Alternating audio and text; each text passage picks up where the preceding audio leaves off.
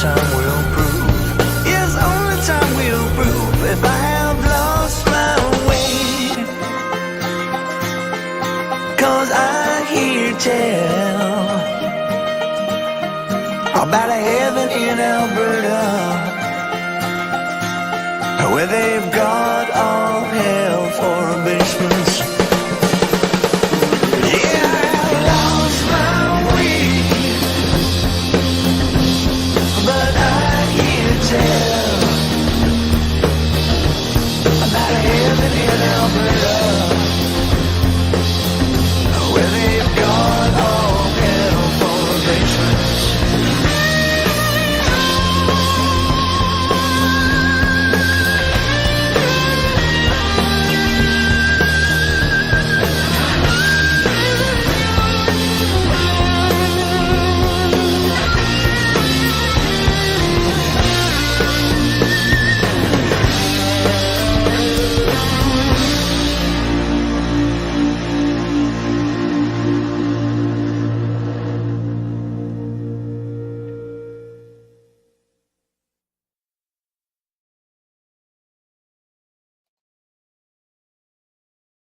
Hi, everyone. Frankie here, New West Reset.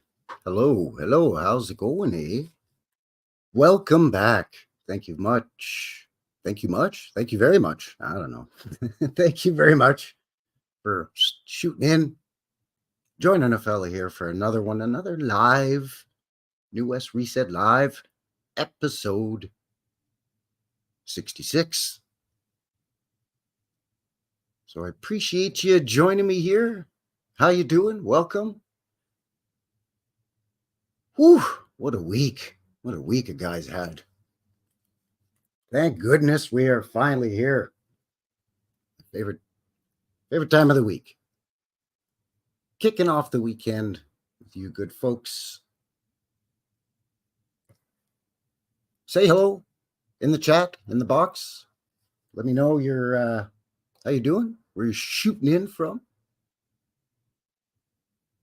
As always, we're coming at you live from southern Alberta, Purdy, Alberta. Cowtown, Sandstone City, Calgary. Not too shabby out now, better than I was earlier. As my dear mother is known to say on more than one occasion, it's nicer out now than it's been all day. To which my father usually replies, yes, dear. Anyway, it is nicer out now than it's been all day. Not that it's great, but it's not terrible. Plus 10 Celsius. It's like 50-ish, 52 Fahrenheit. I mean, not scorching or anything, but we had some rain over the last couple of days on and off, some showers. Today we had some showers again on and off. Actually, early this morning, around 6 or 7 this morning, it was mixed with snow because I took a looky-loo out the old window and I thought, what in the Sam blazes is that? But it didn't last long. It's a little windy, but still nice enough outside that a guy's got his window open. So you're going to hear the sirens going by at any moment. And there's an angry magpie somewhere in the yard behind my place here. I don't know what he's angry at or who he's angry at. But he's making a heck of a racket out there. So if you hear a distant sound in the distance, it's a pissed off bird. I don't know. Maybe it's two magpie fighting over, I don't know, a squirrel carcass or something. Anyway, who knows? So once again, thank you for shooting in and joining me here in the West Reset Live, episode 66. We're looking at the Vancouver void, the Vancouver vacuum. And the topic of the show today is thanks to longtime good friend of the channel, Terri Light. She shared a link with me that features some photographs from photographer Fred Herzog. So we're going to be looking at that, as well as going to look a little bit at the Vancouver Hotel. Which one, Frankie? Well, yeah, well, we'll get into that. Don't you wait. Because there was like one, nope, two, nope, three versions of Hotel Vancouver. Anyway, we'll get into it. Anyways, thank you very much once again for joining. Hippie's here. Howdy, hippie. Good to see you. Mariet is here as well from the Netherlands. Hidden in plain sight. Howard's here. Howdy, Howard. Good to see you. Old World Michigan's in the box. Good to see you. Good to see you. Deanne is here as well. Hello, hello. There's Bernie, Crypto Alchemist.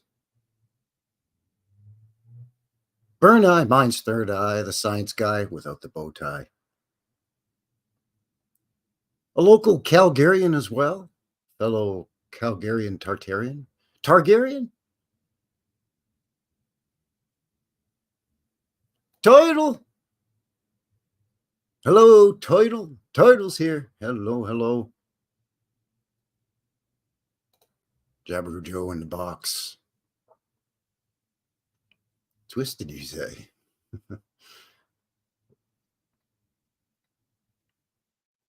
So thanks for joining me here. Links for everything that we're going to cover. Vancouver itself. I will just look at, a quick little Wikipedia official story of the city of Vancouver. We'll look into this Herzog feller. Look at some of his beautiful photographs of Vancouver from the 50s, early to mid 60s. Some bleeding into a little bit of a later period, but sort of snapshots, beautiful Kodak chromocolor film. So really beautiful, vibrant colors. Kodachrome, something like that. Anyway, we'll get into all that. But links for everything in the description below. And, speaking of Terri sending me the stuff, if you want to send a guy something, some links to some cool, relating to, what we kind of poke around at around here. And I try to keep it Canadian, a guy's from up here there, bud. So, but not exclusively. Links for, my email, we, BitChute, down in the box as well, and Rumble. So howdy to everybody on YouTubes and on Rumble, live simultaneously right now. If you're shooting in and watching this thing after the fact, thank you for all your support as well. Greatly appreciated. And thanks to everybody who's liked, commented, shared, and subscribed. And you got to watch yourself. YouTube's been glitchy again last 3 days now, I've noticed. So make sure that you're still subscribed to all your favorite channels, because there's shenanigans. I'm calling it now, shenanigans. Cousin Vinny's in the box. Good to see you, Cousin Vinny. Because you get your Frankie fingers over here and your Cousin Vinny. So, Tommy, where have you been, huh? I've been watching Newest Reset. Huh? Well, it's Newest Reset. It's this thing on YouTube. He goes around, he does his boots on the ground thing. They'll tell you. Say you care.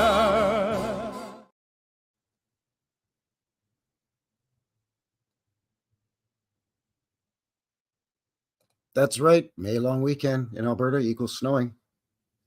You never go camping May long weekend. I mean, you can, but if you're rough camping, like doing it old school with a tent and you cook over an open fire, like yours truly here, you got to prepare yourself if you're going to venture into the campground and, spike a tent into the ground and rock a cooler and a campfire for the long weekend. You got to have your extra sleeping bag and got to make sure you're up off the ground, sleeping on a cot in your tent or maybe an air mattress, although when it gets cold, the air in there compresses and, a guy can wake up with a sore back. Got to remember to cover your firewood with tarp. I would say cover your firewood with a tarp at night before you head into the tent to go beddy by. But no, just keep the tarp over your firewood at all times if you're camping May long weekend. You know what the hell with it? Wait till the following weekend. It'll be in the mid 20s Celsius. It'll be beautiful. Anyway, thanks for kicking off your weekend with yours truly. It's Friday, so happy Friday to you.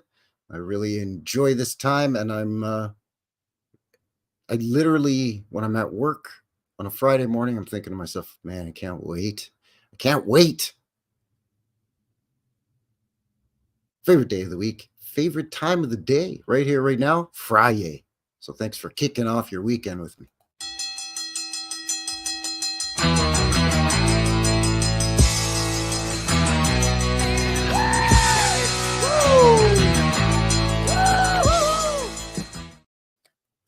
All right, enough clowning around. Let's get down to brass tacks here. As mentioned, link for the Fred Herzog photographs site that we're going to be looking at is courtesy of Terri Light. By the way, best wishes, Terri. Feeling a little under the weather, so get well soon. What's worse, by the way? Feeling under the weather when it's winter or, just cold and damp, even if you don't get snow like we do up here in Canada land. What's worse? Feeling under the weather when it's cold or feeling under the weather when it's beautiful outside, and if you were feeling good, you'd be outdoors probably doing something. Hard to say. Because when it's cold and you don't feel well, it just magnifies everything. See what I'm saying? So I'm talking Canada cold here, Jesse Nick's in the box. Howdy. Good to see you. So as mentioned, we're going to be looking at Vancouver through the eyes of this photographer, and we're going to strap on our goggles and do a goggle map drop as well, because we're going to do some comparing of the beautiful snapshots of everyday life in the streets of Vancouver, and then we're going to look at it today, photographs as well as goggle drops, and we're going to look at this hinkiness going on with the Hotel Vancouver. By the way, speaking of Vancouver, I know for sure that cousin Vinny in the box lived in Vancouver for a number of years. So if you're a local in the Vancouver area, and maybe, you're just kind of lurking, you're just kind of watching and listening, pop into the box and let me know what's going on there in Vancouver. Now, it's one of the better known cities in Canadian land, right? Most people around the realm, around the world, they're familiar with Toronto, Montreal, Vancouver, maybe a couple other cities thrown in there. Oh, there's the sirens. Look at that, right on cue. Fantastic. Right as we're about to get into it. For crying out loud. I'm coming at you from Calgary, by the way. I'm not coming at you from, Vancouver or Toronto or Montreal, where the crime is crazy. I think those are ambulance sirens anyways. But yeah, so there you go. So let's have a look on the goggle map here, just to give you an idea of where we're going to be looking at. Again, most people are pretty familiar with Vancouver, British Columbia, right here. There it is. Vancouver. I've been there a number of times. I don't know, 6 times, something like that. Lovely city. Parts of it are fantastic. Parts of it are just like any other congested major metropolitan area where you're like, get me out of here. Or that, or hey, you and you, get away from me. Can I just get a bit of room, please? gets packed in. But yeah, this is where we're looking at here in Canadian land, Vancouver, British Columbia. It is nice. It's a lot like Seattle weather-wise, because you could see there it was really close to Seattle. So it doesn't get as cold as it does here in Calgary. Why sirens? Oh, I don't know. Fire, ambulance. I live close to a fire station that has an EMS, emergency medical services, the ambulance there as well. That's on 10th Avenue, and I live on 11th Avenue here in Calgary. And also, unfortunately, there's a new connector to a major thoroughfare that they put in my neighborhood here a couple of years ago. So it's increased traffic, and it's quicker for ambulances and fire trucks and police cars to take that new connector, which is like, 2 blocks from my place. So you can hear it, right? So yeah, it's not the best. Not the best. Funny you should ask. Words matter, by the way. Howdy, welcome. Are there tornadoes in Canada? Yes. Yes, there are. Not as often as, let's say, I don't know, Texas or Oklahoma or something like that. But funny you should ask, because we had a tornado warning here in southern Alberta, Calgary included, yesterday. It started off as a tornado watch, then a tornado warning. I'm not really sure. What is it? Like, hey, there's a tornado over there. Watch, look, let's go out and watch the tornado. And then as it gets closer, then you're like, oh, that's warning. Look out now. Let's get out of here. We got to skedaddle. As it increases in intensity, it goes from watch to warning. But anyways, then they knocked it back down to a tornado watch from warning, and then they canceled it. They're like, oh, it's good. We're okay now. Here in Alberta and east of me in Saskatchewan, get tornadoes usually May, June through July.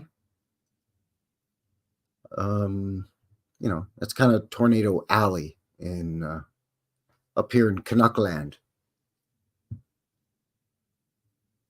Alberta can get, half a dozen a year. We get the whirlwind dust devils. We get a lot of those too. Gets dry up here in the height of summer, right? Drier than a popcorn fart up here. So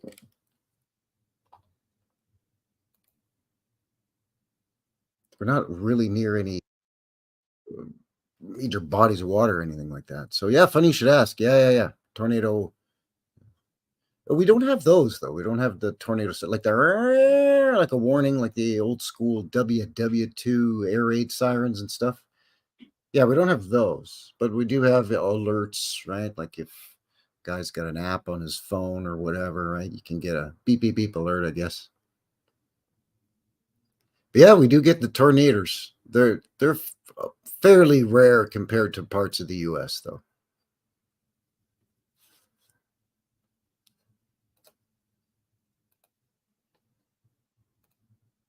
So let's look at what Wikipedia says about Vancouver here. We can see what's going on with this wacky place. You can see from the photos. I mean, it is lovely.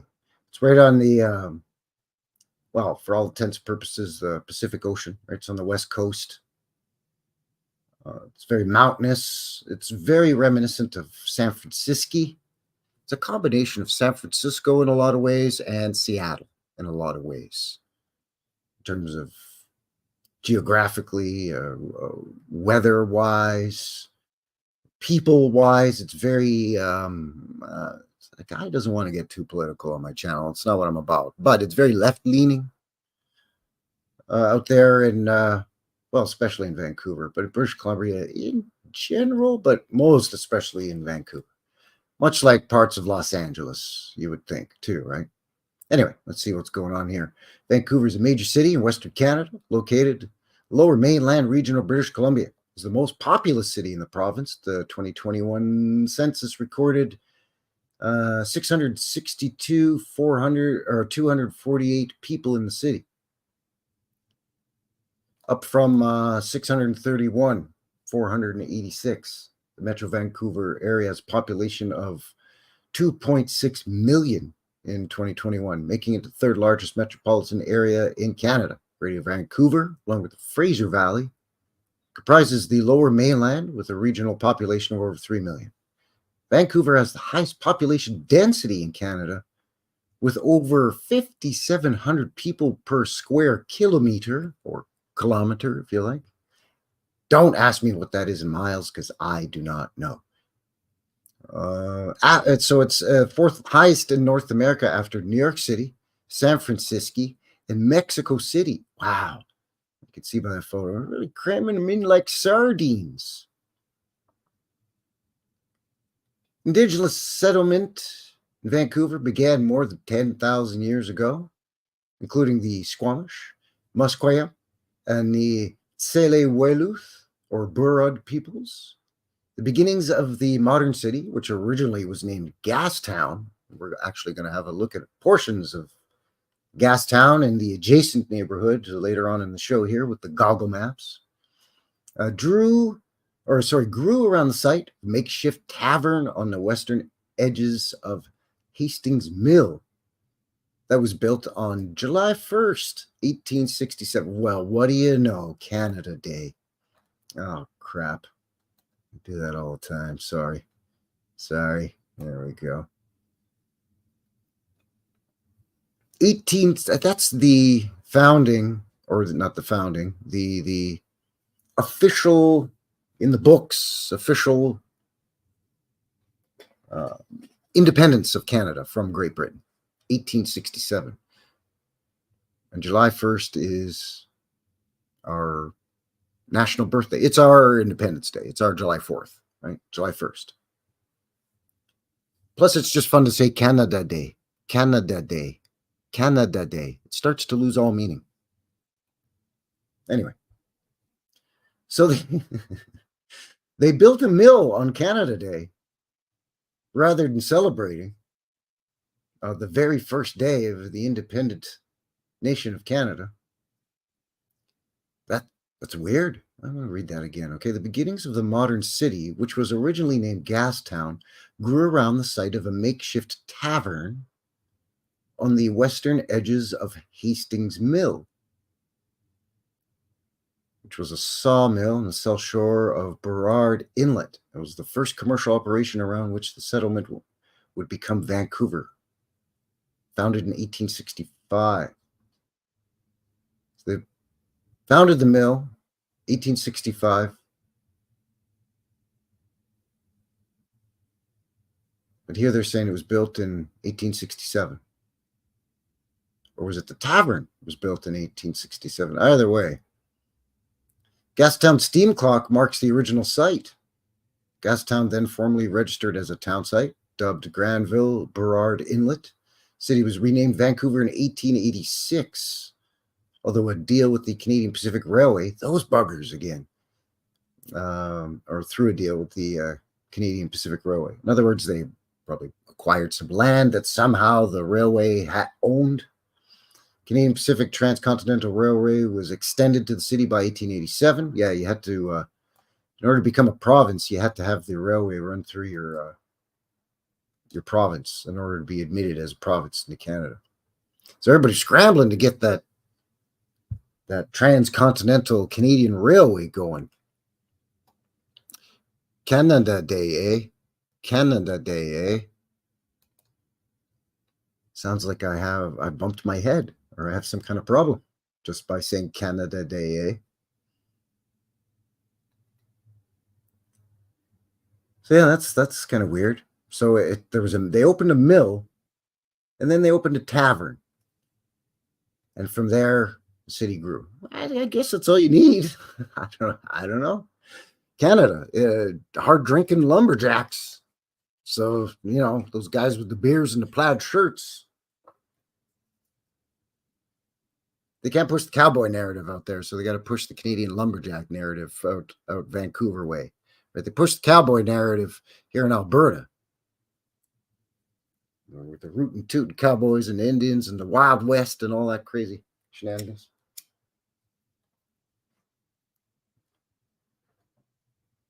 Hello, Morgan. Howdy, howdy. Isabella Live 2.0. Yeah, it's a place to work and a place to drink because you'll pass out anywhere. And they weren't far away from each other either. They were like within drunken crawling distance. Anyway, so then, the rest of the breakdown goes on here. Before 1850, archaeological records indicate that Aboriginal people were already living in the Vancouver area from 8 to 10,000 years ago. Yeah, they had permanent settlements there because they didn't have to go anywhere because there's plenty of food and there's salmon and other marine life. They could nums, tons of fish and crab and I don't know, lobster and squid and octopus, sea urchin, you name it, man. Warm Pacific Ocean, right there. Just got to reach in and grab it. Cast a net everything in. Why would they need to follow migrating herds of, I don't know, deer or buffalo or whatever? Got it made in the shade with pink lemonade right there on the western shores where it's beautiful and it hardly ever snows because it hardly ever gets around 0 Celsius. So the Squamish, Musqueam, and that Tsewilliuth Burrard peoples, the Coast Salish Group, and villages in various parts of present-day Vancouver. Yeah, Stanley Park, Falls Creek, Kitsilano, Point Grey, and near the mouth of the Fraser River. The region where Vancouver is currently located was referred to in contemporary Halkomelem as Laquahlitz, meaning wide at the bottom end. I like big butts and I cannot lie. Fat bottom girls, you make the rockin' world go round? I don't know. Get on your bikes and ride! Anyway, Europeans became... Whoa, easy. I'm all over the place here tonight. I have not been drinking. I'm just really excited. Really excited here to kick off, Friday. Just having a little fun. All right, we're having a good time. And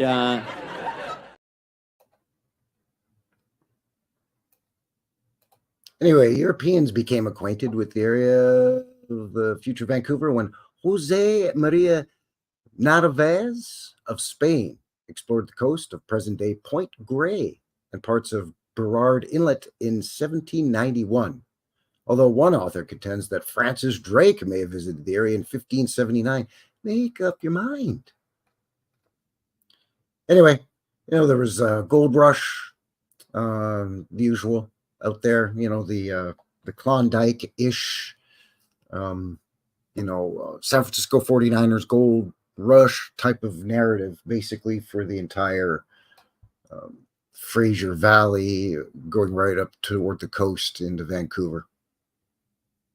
And then, logging, railway, tourism, fishing, the mountains, 2 mountain ranges there, which are, must have been major obstacles for the railway to go through there. So we hear a story of one Chinese man for every mile of track died going through the Canadian Rocky Mountains. Here, carry this nitroglycerin into that there cave and poke it into that hole there so we can blast further through that mountain. And, your family can come and live out here. Why would I want to bring my family to a place where you're trying to blow me up with nitroglycerin?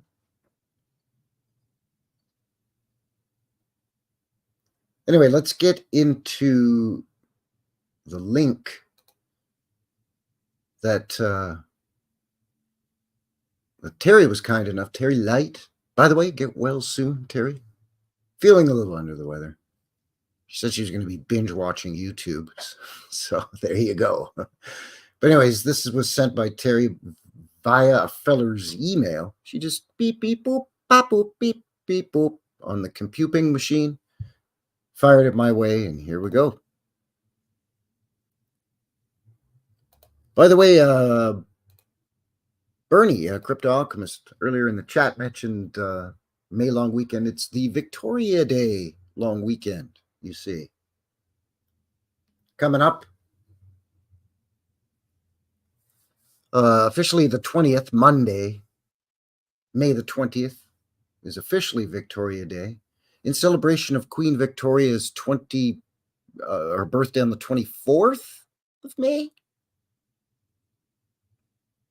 So that's weird. But anyways, that's going to be next Friday's live stream.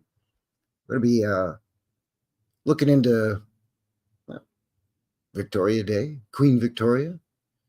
Oh, I say, that would be lovely, loyal subjects. We shall be very pleased and anxiously await. Anyway, let's get into the life of Fred Herzog, Vancouver's beloved photographer. Oh, he died at 88. Oh, that's terrible. It's not great. This is the Tai Yi. I'm probably not saying that right. The link in the description. I think this article is from 2019. Yeah, okay, 2019. So it's been a while since the gentleman's passing. But as you can see, just candid snapshots of everyday people in everyday life, not posed photos. And apparently with this type of film and the camera required for this type of film, there's only a couple of types of cameras that use this type of film. Apparently you have a very narrow window to grab a snapshot, a candid shot, as opposed to, a posed photo, 1 to 2 seconds in some cases. And, in terms of the lighting and just everything being completely perfect. Otherwise, garbage. Jennifer's Dog Rescue in the box. Hello. Happy Friday. Howdy. Thanks for shooting in.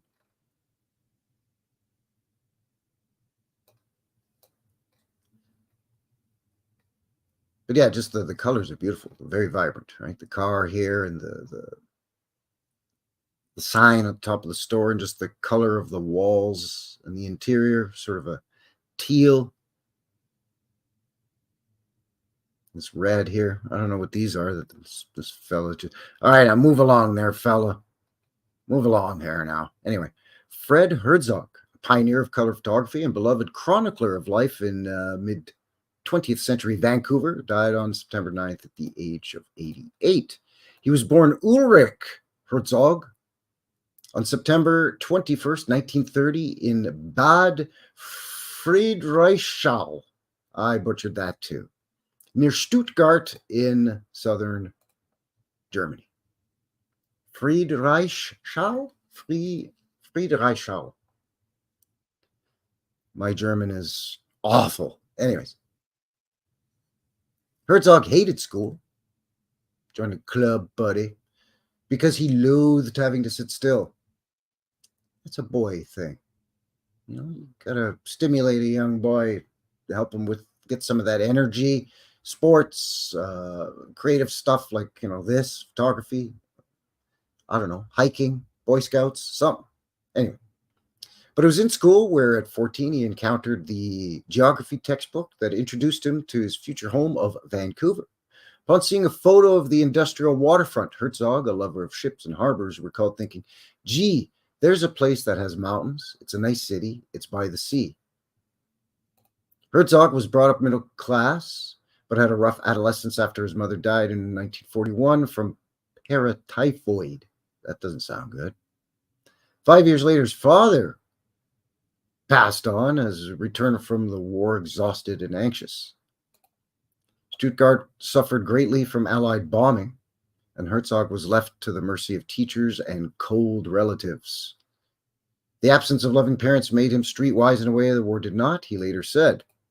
So he grew up in the streets. He's tough. They're in Stuttgart, Germany.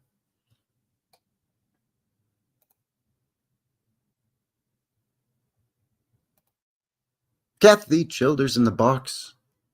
Howdy, welcome. Thanks for shooting in. So when his uncle Kurt died, he left his Zeiss Tesco camera to young Ulrich.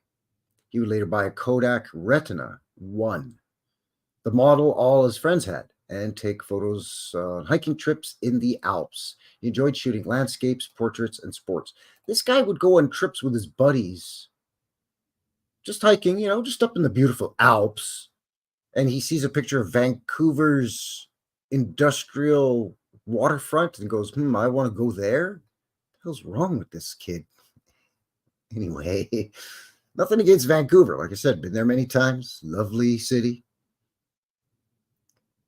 He left Germany in 1952, driven, he said, 1/3 by economic reasons and 2/3 by emotion. Made a 2-week journey by ship to Montreal, and then later to the T-Dot, Toronto. On his first day in his new city, cooling on the porch of a rooming house during a heat wave, he met another photographer who would become his mentor, Pharaoh Shelley Marinkowitz, a South African infantryman turned medical photographer. Two became roommates and shared a dark room, but overall Herzog found Toronto, in his words, seedy and unattractive, because I had not yet learned how to turn ugly scenes into beautiful pictures.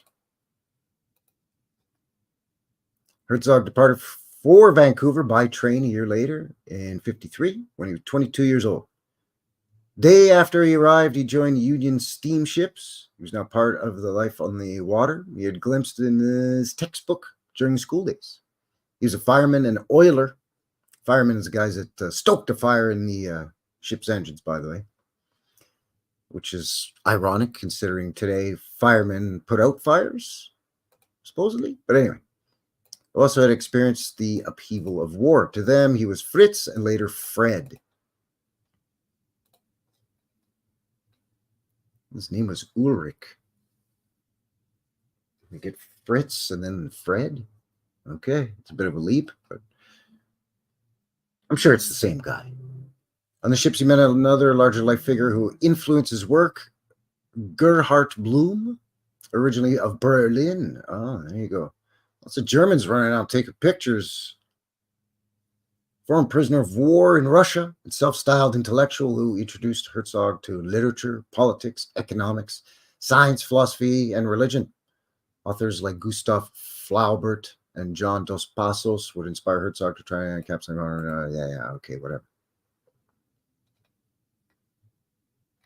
He was 3 years as a seaman. In 1961, he made head of photocine division of the Department of Biomedical Communications at the University of British Columbia. After being a medical photographer at a hospital, after being a seaman. Wow, okay, some giant leaps there, Fritz. In the late 1960s, he started teaching photography at UBC, University of British Columbia, as well as Simon Fraser University, also in British Columbia. Stable employment let Herzog afford a Norton motorcycle. Well, if you're going to buy a motorcycle, that's probably one of the coolest. Gotta hand it to the guy for his taste in motorcycles, at least, which he would sometimes ride after lunch at the top of Mount Baker in Washington State and return in time for dinner. The ability to live in the West End and the leisure to spend evenings and weekends photographing the city. Nice shot there. The West End from Burrard Bridge, 1957. Look at the houses there. Conical domes, anyone? Sure, everybody gets one. Hey, you want one, buddy? Sure. Hey, how about you back there? Yeah, no problem. Everybody gets conical domes on their houses. Of course, their houses are kind of built up on what looks like about a 4-foot retaining wall for some reason. And you got to go up 11.4 million stairs to get in. And there's land here being held back, but we won't talk about any of the crazy mudflood nonsense. What Herzog wasn't interested in was capturing new, clean, safe, and honest neighborhoods. I loved the docks, the airport, the streets, the people.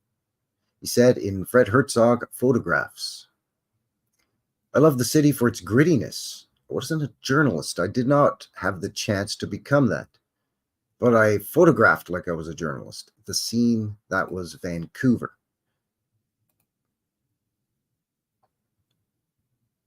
Yeah, he was pretty busy. Yeah. Just, come back from being 3 years at sea, and just all of a sudden, within a couple of years, charge of photo and cine, yada yada. It's something, yeah. Like what? Okay, maybe I should go on a 3-year sea voyage and come back and just all of a sudden start teaching something at university. Guess how that works. I don't know. So this is the type of photos that he's taking. So to what he's calling gritty. But to what a lot of us, these are photographs that we're very familiar with. I mean, we look at stuff like this hinkiness here all the time, right?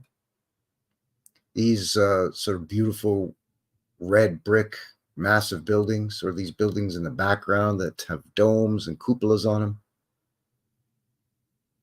But in the 50s and 60s, there weren't a lot of people, or like I said, into slightly later periods, I think early 70s. People weren't taking photos like this. They were taking posed photographs of mostly of what they would consider more pleasing to the eye, right? But he was taking stuff like this. Boys on Shed, 1962. You be careful up there now, kid. Don't fall and break your leg. Or as my mother said to me once when I was climbing a tree up at my granddaddy and grandma's farm, if you fall out of that tree and break your leg, don't come running to me. Thanks, Ma. But unfortunately, already you can see how some of these beautiful old world homes have been left to start to become dilapidated already here in the early 60s. And that's sort of a narrative or a thread that we're going to be following through the show here as well tonight, is that the vacuum, portions of the city, or major swathes of the city are left in a vacuum or in a void from the other parts of the city. And they're purposely, I think, they bring in drugs, and the crime goes up, and, the buildings become, like slumlords own the buildings and rent them out, and they just fall into disrepair. But you can see the beautiful angles on what was, I'm sure, once a glorious old 3-story home, even though this door looks awfully short.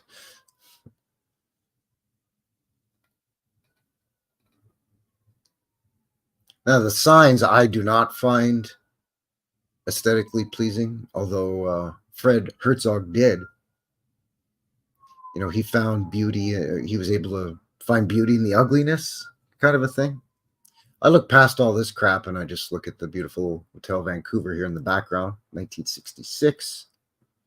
The only thing that I can say about all this garbage here that is pleasing is just all the beautiful bright colors that he's able to capture, even in what's obviously low light. With the type of camera and film he was using, this beautiful bright green and this deep blue and this rich red and this yellow and orange are very vibrant, and they don't bleed into one another at all. Even these smaller signs, there's a lot of punch of color, which of course is a trick for advertising, right? Reds, yellows against black are the most eye-catching. You see a lot of red, yellow, black, and white in signs. Like, this is unpleasant to me, but this is beautiful. Modest home. There's plenty of these here in Calgary that remain, and many more that have been knocked down. Even this little, it looks like a little grocery store, neighborhood grocery store now. It's very pleasing. The Sylvia Hotel, it looks like that is. I'm not sure.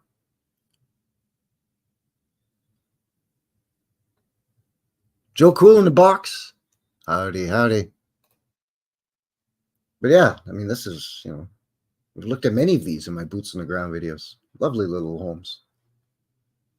But again, just the colors here, Magazine Man, 1959. Just a magazine vendor, just chilling. He's got a Coke machine and his magazines. He's happy. Again, the colors, beautiful. And the contrast between the blacks and the whites, and the lights and darks. You're not losing a lot of detail in the shadows here. You can still see the creases and wrinkles in his trousers here and his shirt. The character in the wrinkles and lines in his face. I love this shot. Look, pavement lighting. Get this fella here and his little one walking the dog. This is in Chinatown. Black Man Pender, 1958. Okay. But yeah, there's your pavement lights, or your like the sidewalk prism glass.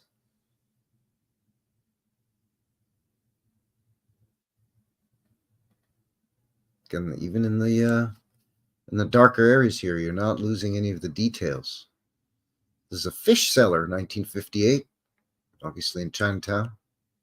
Just going to sell you a little dish of tiny fish here on my newspaper. Have yourself a good day, sir. Just chilling. In the quest to photograph this Vancouver, its streets, storefronts, hangouts and hideouts, plazas and parlors, backyards and workyards, voyeurs and loiterers, Herzog's Excalibur was Kodachrome, a slide film known for its ability to capture rich colors.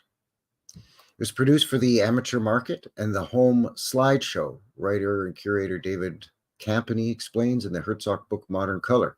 But it was good for capturing the things that interested Herzog: variations in fabric and skin, the palette of post-war consumables, bright and glossy paintwork as it weathers into muted hues, the subtleties of urban wood and stone, and the atmospheric variations of a coastal climate.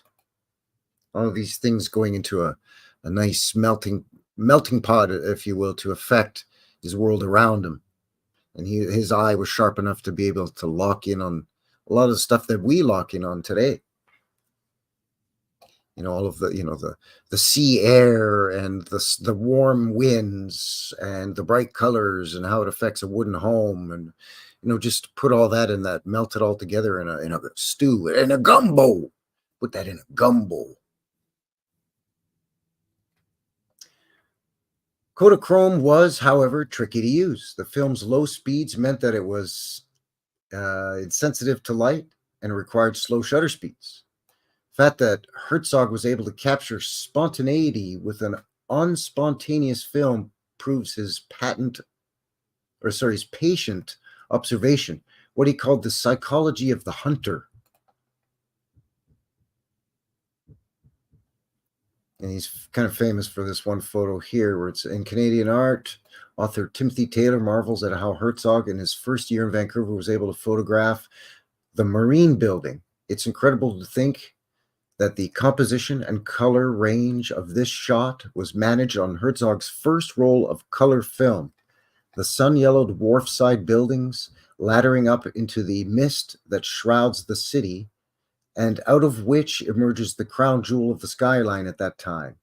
It's even more incredible to think that the Kodachrome film stock of the day was rated ISO 10, and that Herzog took the shot off the deck of a moving ship and what he estimates was a 1-second window of opportunity to get the right framing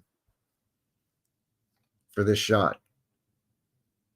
So he's in a boat apparently on the water here, and he's got these in frame as they mount further and further upward to capture this looking like it's basically floating in the sky.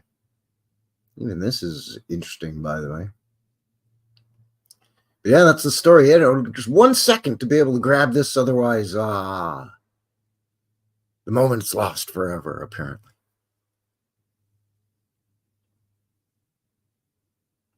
Yeah, that's right. Pender is a street in Vancouver, isn't it? Yeah. So it's this CPR, there it is again, Canadian Pacific Railroad Pier and Marine Building, 1953.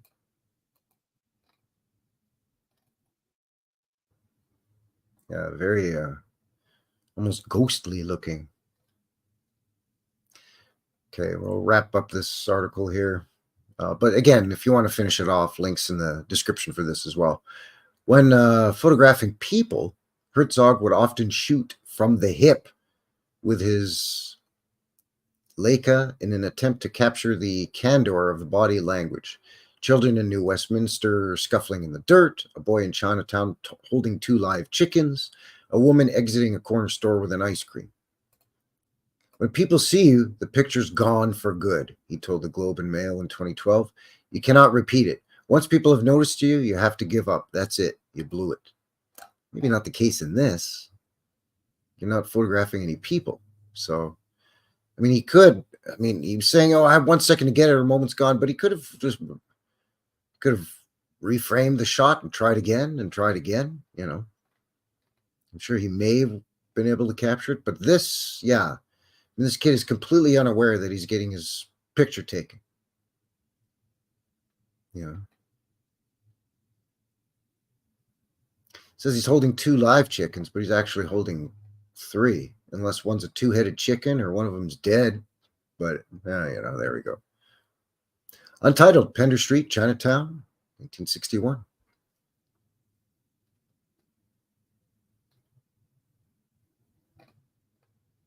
This is the last one we'll look at because there's plenty of others. But Man with Bandage, 1968. This lovely old Nana is just looking at this poor soul and going, "What? Cut yourself shaving, did you? Oh my goodness, what did you do?" This guy's been in some kind of scuffle or altercation of some sort. I'm thinking he's got a heck of a bruise starting to form here on the inside of his bicep. And he's got a big ouchie on the old chinny chin here. Not to mention knuckles and I don't know. This guy's he's having a rough go at the day so far. Bless her. Nan in the background here, she's probably out on waiting to cross or waiting for the bus. And she's just got a load of this guy and she's thinking to herself, what in the blazes is going on with this? What's the story with this guy? Wow. I could be. Maybe he is a boxer. Maybe he's a street thug, a ruffian. You know, a geezer. He's a right proper geezer, that one, isn't it? Mr. Beast fan in the box. Hello. This one looks like a modern advertisement for Vegas. Come to Vegas and you too can have a dumb look on your face when you lose all your life savings or whatever, right? But no, it's from 1968. It's that film. Look how vibrant that film is. It's not as interesting in terms of the subject matter, though, as, you know, the old Army and Navy. This crazy old house. Oh, there you go. Put your dome on your house there, too. Conical dome for you. No problem. The old cars. Let's go to the beauty salon. It's painted purple. Sure, why not? It's next to the green bookstore and the yellow radio repair place. Remember radios? Remember when you could take your radio or your television to a place and a guy would fix it for you? You know, maybe he'd replace one of these tubes or something. And then, oh, there you go. Bob's your uncle. It's working again. You know what I mean? Got some lady yelling at some nuns because she thinks they're not supposed to be out having fun, eating peanuts and cotton candy, I guess. I don't know. Powwow, North Vancouver, 1960. Oh, there you go. Indigenous First Nations whoop up, as we call it here in Alberta. You know, a big party. Bunch of Indigenous Native Indians get together. The different tribes or whatever, nations get together. Big meeting of the minds and big celebration. So I guess these are members of the audience. I thought she was just, you know, hollering, "You're not supposed to be out here having fun. You're supposed to be praying and hitting children in school with rulers," or whatever they did. I don't know. Oh, there you go. Typical rainy day in Vancouver. So again, really low light, drizzly, crappy day. punchy color. Really nice. Ooh, at night, look at that. This is Hastings.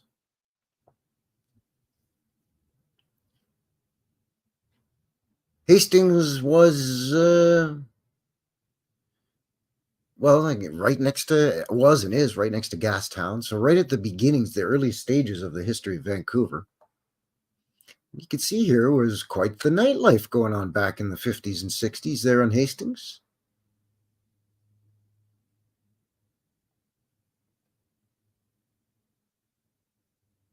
Air Show, 1968. Okay. What do you think, buddy? We got a deal? Scram, bub. Scram. Gonna give you a knuckle sandwich in about 2 shakes if you don't get your hand out of me. Get your hand away from me, buddy. What's he carrying here anyway? A box of booze? Box of ammunition? I don't know what that is. This looks like a hardware store. Something for a quart. This guy doesn't want any part of what this guy's selling, offering. No, he ain't having. He's not even making eye contact.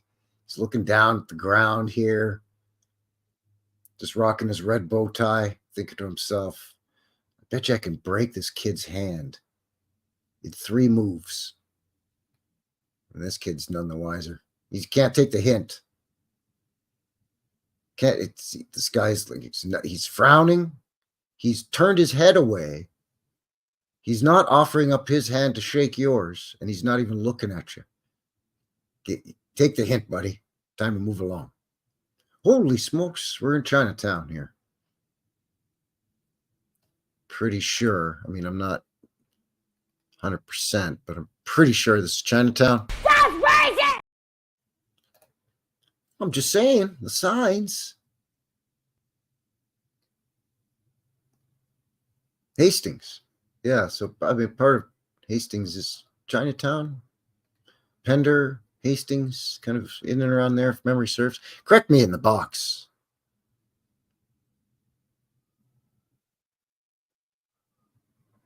Yeah, but yeah, that other guy, bar fight, that's just as likely as a fighter. You know, maybe he's a boxer, a pugilist, or he just got into a drunken brawl at 3 a.m. Anyway, there you go. That's from the Tye. I don't know, Tyee.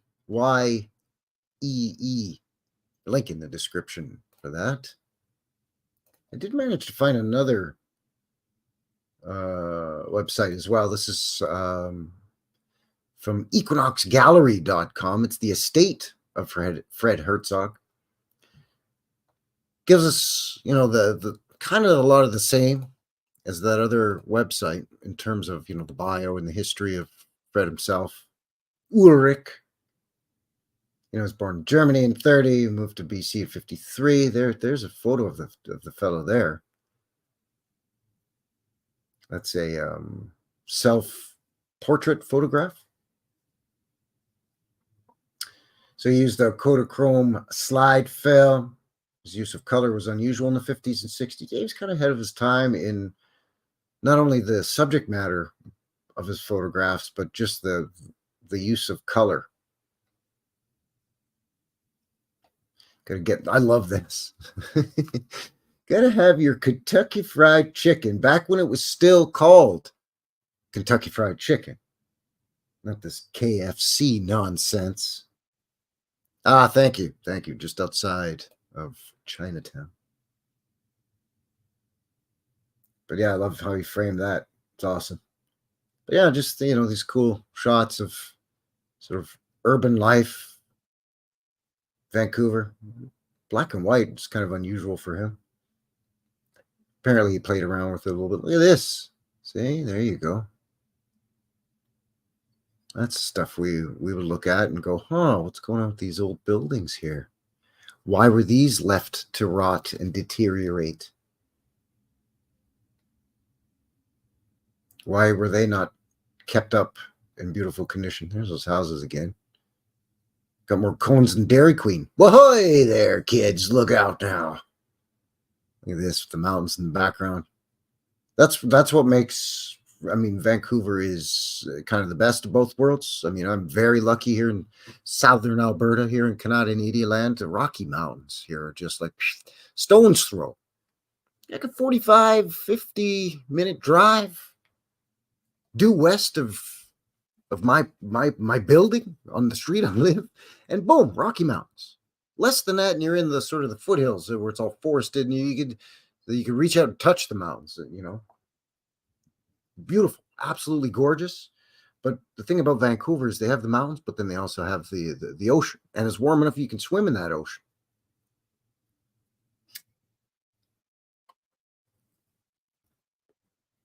These guys are painting a ship. It's pretty interesting. Apparently he loved the docks and the old ships. I love old ships too, but I like old paddle boat ships, the steam paddle boats, and I like the tall ships with the sails, right? It's kind of modern diesel engine ships or whatever. Whatevs. But yeah, just some really cool shots. Look at this. These kids hanging out in front of this place. The little corner store. Come on, kids, get out of here, kids. You rascals. Volkswagen Beetle. Rain. Yeah, sure. Of course, rain. It's kind of a cool shot. Yeah, just very, very interesting. Oh, see, by all accounts, this shot is ruined because this guy peeped him. He peeped him taking his photograph.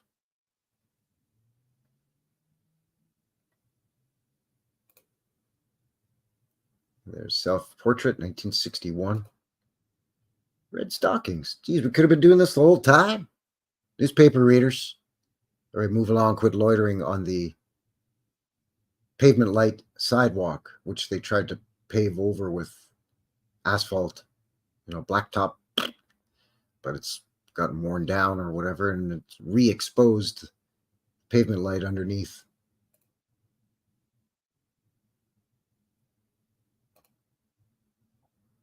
Hastings at Columbia. Yeah, see, there you go. Oh, he went to San Francisco. Look at that. 1962. Howe and Nelson Streets, back in Vancouver here now. Main barber from Sidewalk. Look how hazy it is in the background. Misty, hazy.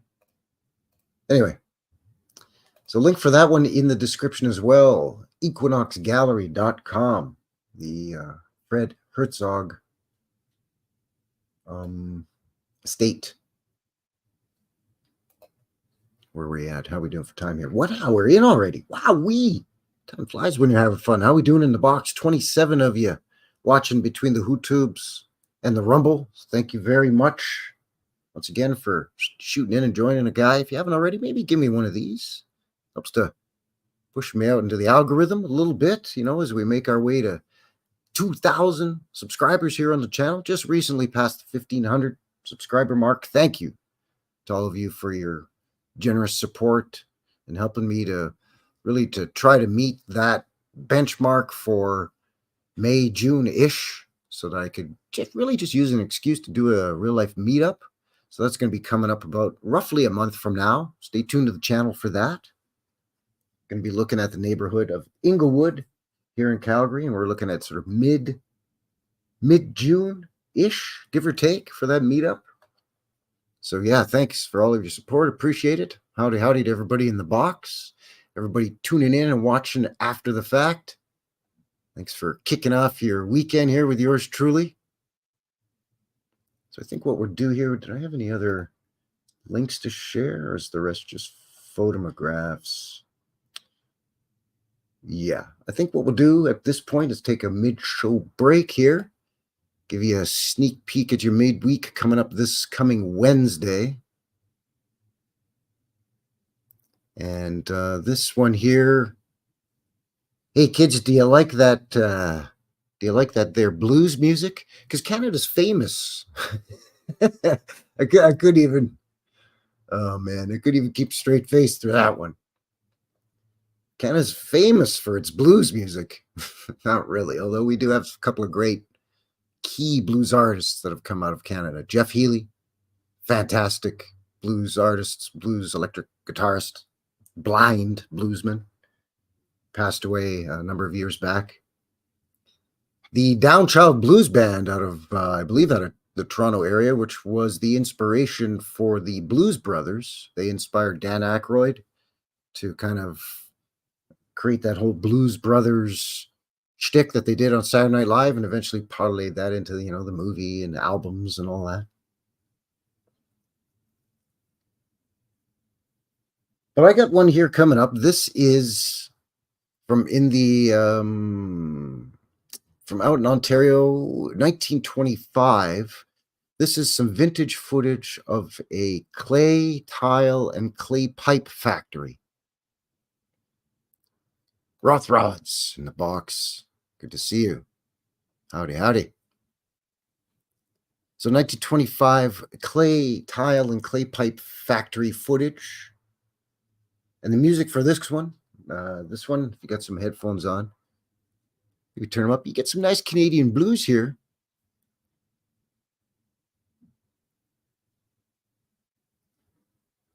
The song is called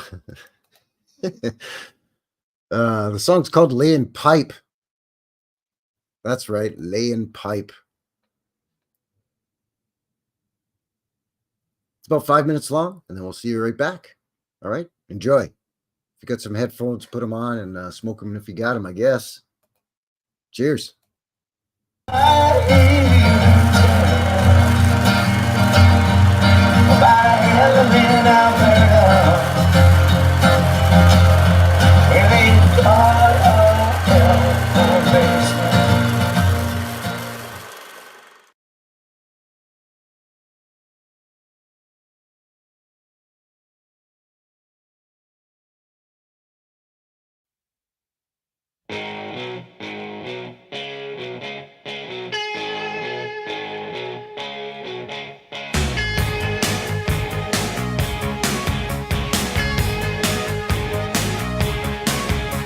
My daddy worked construction,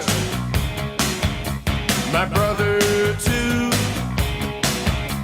He got me in the union, I'm paying my dues. Oh, but the woman I love has expensive taste. She's never satisfied. The latest things, a diamond ring, a car with an ultra glide. I work so hard, paying for all that stuff. 8 shifts a week, it's never enough. I'm laying pipe all night long, laying pipe. I'm working so hard, I'm laying pipe all night long, laying pipe to satisfy that woman.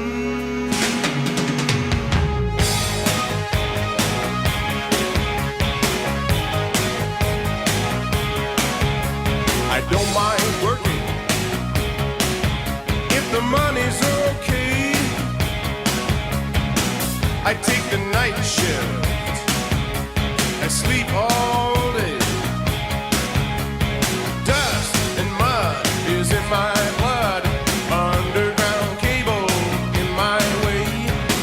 I punch a clock and start my rig, don't know how deep I might have to dig. I wish I had $1 million to buy her everything she needs. She'd only come back for more and more and more and more and more and more and more. I'm laying pipe all night long, laying pipe. I'm working so hard, I'm laying pipe all night long, laying pipe to satisfy that woman.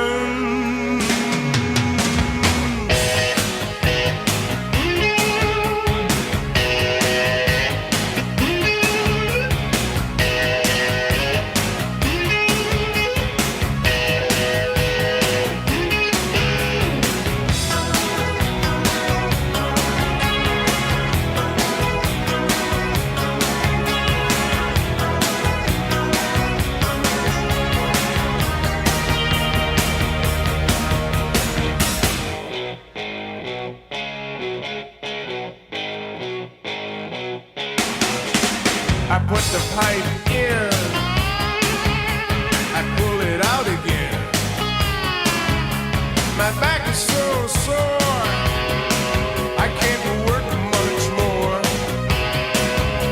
I can't get my traction, the ground's too wet.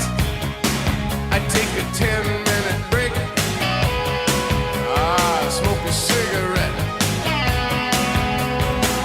I don't mind the night shift, the cool breeze when the sun goes down. Winter time, the ground gets hard, take twice as long to drill down. I'm laying pipe all night long, laying pipe. I'm working so hard. I'm laying pipe all night long, laying pipe to satisfy that woman.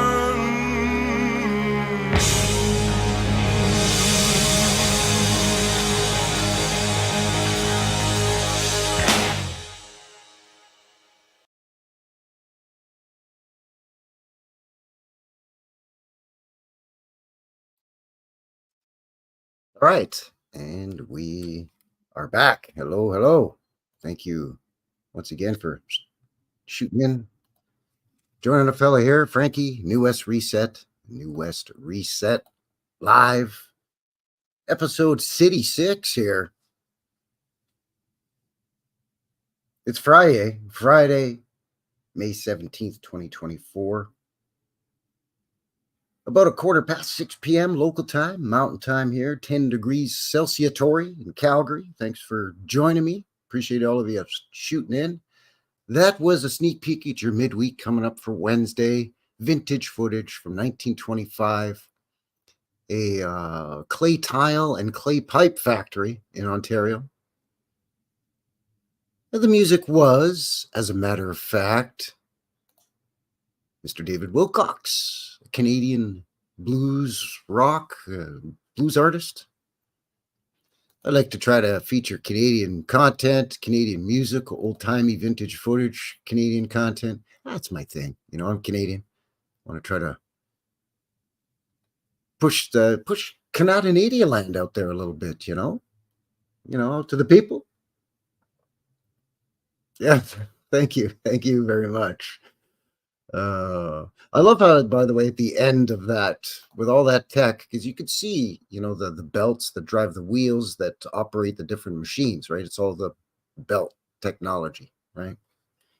Which is pretty cool because it's simple. You only have to have a couple of engines and running all those belts with all those axles and all those wheels that go to other belts, that go to other wheels, that go down to other machines that have a wheel on it, and mechanisms that, cut the tile or the pipe or whatever. After all that pretty interesting tech was used, they haul that stuff away with horse and cart. I'm just like, what? Why after all that horse and cart? Why not load it onto a truck? 3 fingers in the box. Welcome, sir. Good to see you. All right, so let's see what I've got here for the sort of the second half of the show. See what's going on. Let's quickly look at that Hotel Vancouver. It's a nice tie-in because there was not one, not two, but count them, 3. That's right, 3 versions. Not really sure why there was 3 Vancouver hotels.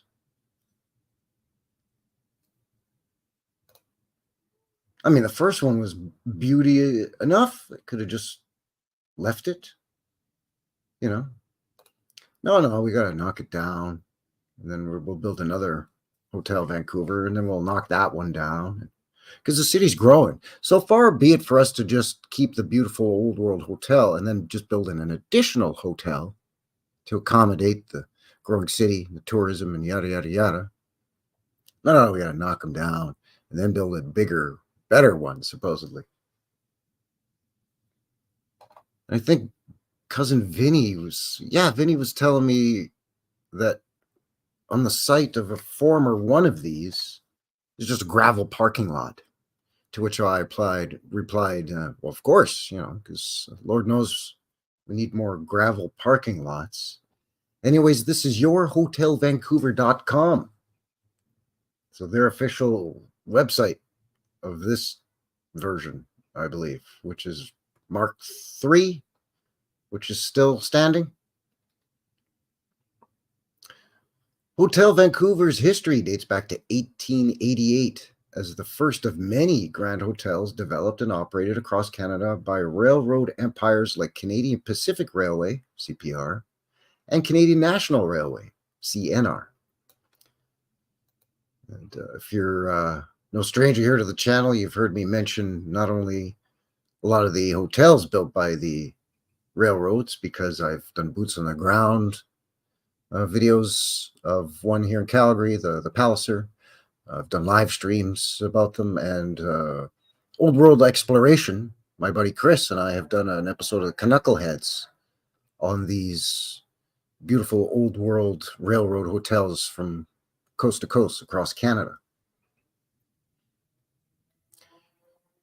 So here's a little bit of it. They call it a detailed timeline, but we'll take that. There's some wiggle room, shall we say, with the term detailed. But anyways, the president of the Canadian Pacific Railway, William Van Horn. So he was, one of those robber barons up here in Canada. He envisioned a string of grand hotels across Canada that would draw travelers from abroad to use the railway. The opening of Hotel Vancouver by CPR in 1888 was the beginning of railway empires developing and operating large hotels in Canada. So the first Hotel Vancouver in 1888 was designed by architect Thomas Sorby. The hotel was opened May 16th. The original structure was located at the corner of Georgia Street and Granville Street. The design was very simple and was often compared to a farmhouse featuring 6 stories and 80 guest rooms. That big-ass farmhouse, I guess the style, but I mean, it's lovely. No, going to knock that down. Can't just build another one elsewhere. Nope. Well, what about its, significant cultural heritage to do with the founding of the city and the railroad? Nah, bulldoze it. We need to put a gravel parking lot here or something. Or, whatever. Howdy, Vaughn.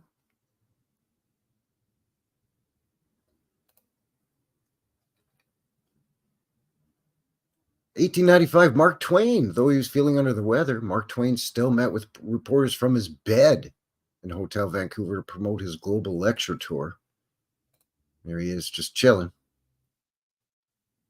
He's feeling under the weather. No, he's bedridden, literally. And whatever he's got, now these 3 fools have got, and they run back to their newspapers, and they spread it everywhere. Anyway, here we go. Mark II, the second Hotel Vancouver. After 3 expansions to the first Hotel Vancouver structure, plans were approved in 1913 for a new 15-story Hotel Vancouver, designed by CPR, Canadian Pacific Railroad, architect Francis Swales. I'm not sharing any of this, am I? I'm not sharing a lick of it. I'm sorry about that. Amateur hour over here on the channel. Sorry. Let me just roll it up quick. So there's your first Hotel Vancouver. Farmhouse style, I guess they're saying. It's quite exquisite. Not good enough. So this probably was the initial building. They expanded, added onto it. Still wasn't enough. So then they knocked it down and they built this. Well, they built this, they eventually was knocked down.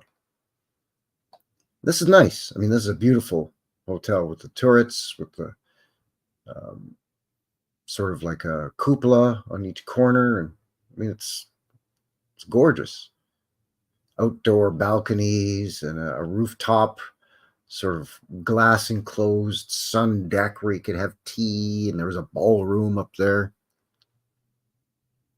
Most of the big ones, yeah. Between CP and CN, yeah, they set up most of the big ones for sure. Like the sort of luxury hotels, right? For the highfalutin folks. CP more than CN. Also, the Grand Trunk Railroad set up a couple as well, but really CP was kind of the bench. They set the benchmark, if you will.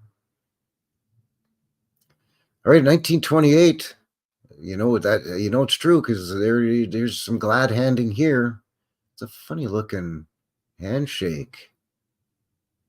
If you'll notice, by the way, it's not your regular handshake, but you get your steam shovel there. So it's got to be where they're breaking new ground in 1928. The Canadian National Railway announced their plans to construct a new hotel at Georgia and Hornby, only 1 block from CPR's Hotel Vancouver. Why, you dirty dogs. On December 4th, 1928, they broke ground and construction began on one of the largest building projects I've ever undertaken in Vancouver history. To that date or ever. See, I told you, they said that this was a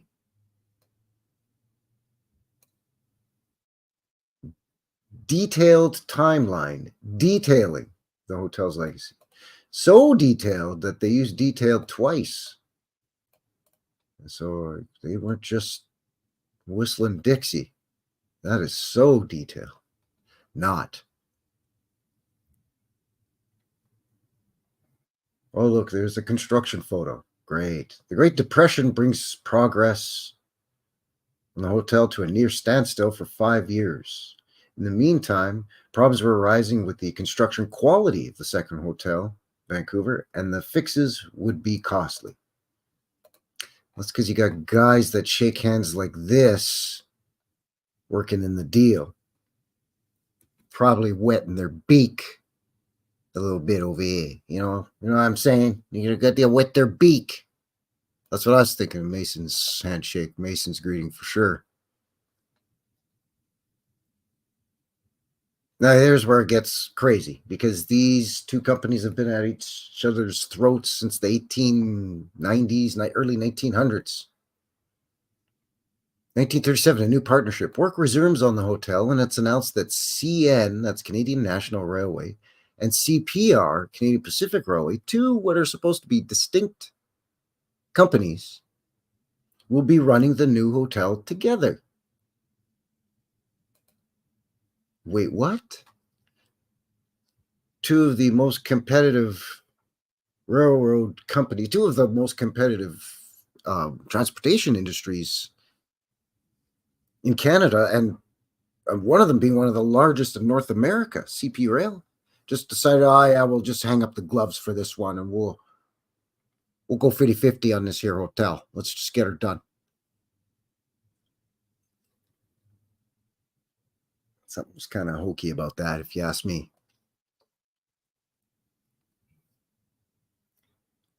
1937, the CBC, that's the Canadian Broadcasting Corporation, government funded, Canada's version of the BBC, public television, right? The height of the hotel, 365 feet, made it the perfect location for CBC to broadcast from. Moving along before the hotel even opened, they had a studio on the 17th floor as well as in the lobby in 1975. So radio and later television, broadcasting. So before the hotel even opened, moving in long before the hotel had even opened.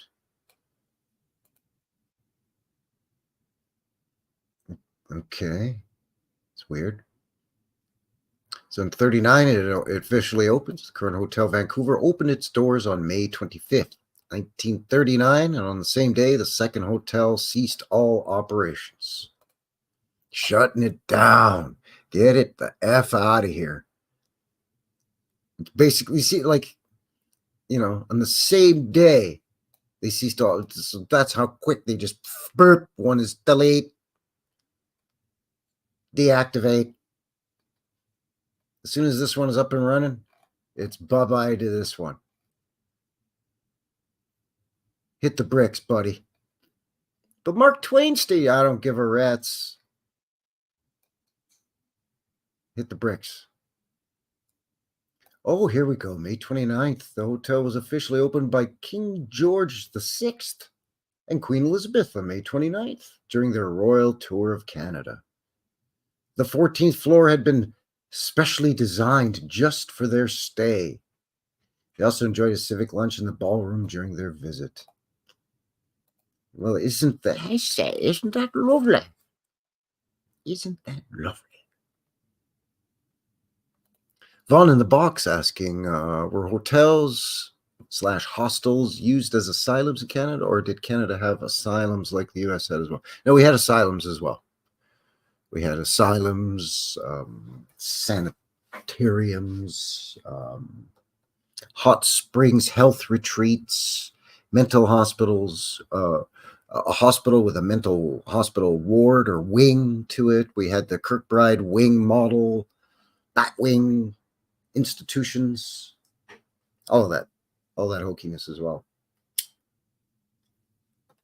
Not to the extent of the United States, though, it would seem, or at least not, mind you, I haven't looked too deeply into it, but not from what I've seen, or in some cases, in the U.S., some little town in Iowa has, where there's like only ever been 2,000 people, but meanwhile there's this massive, mental hospital just right on the outskirts of town.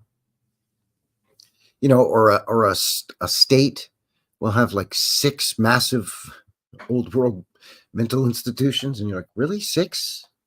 6 in Missouri or whatever, eh? Okay, whatever you say. It's crazy. So the Royal Suite, the 14th floor of the hotel, was specifically designed and decorated as one large suite for the king and queen, with both a feminine and masculine side. The floor was finished with exotic woods, solid bronze doors, accents, and door plates, which still exist to this day. So they had their own floor, and the entire floor was their suite for the king and queen, or.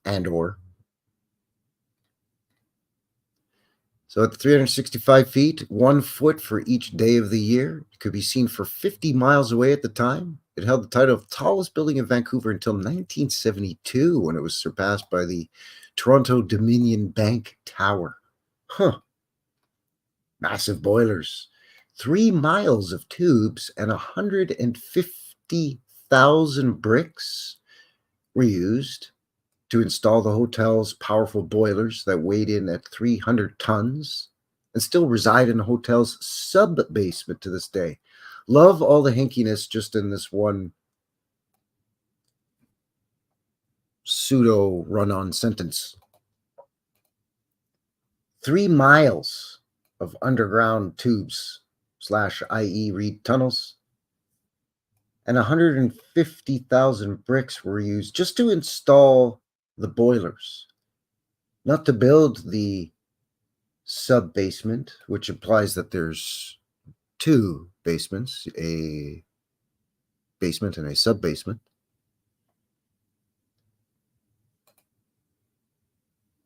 So each boiler weighed 300 tons.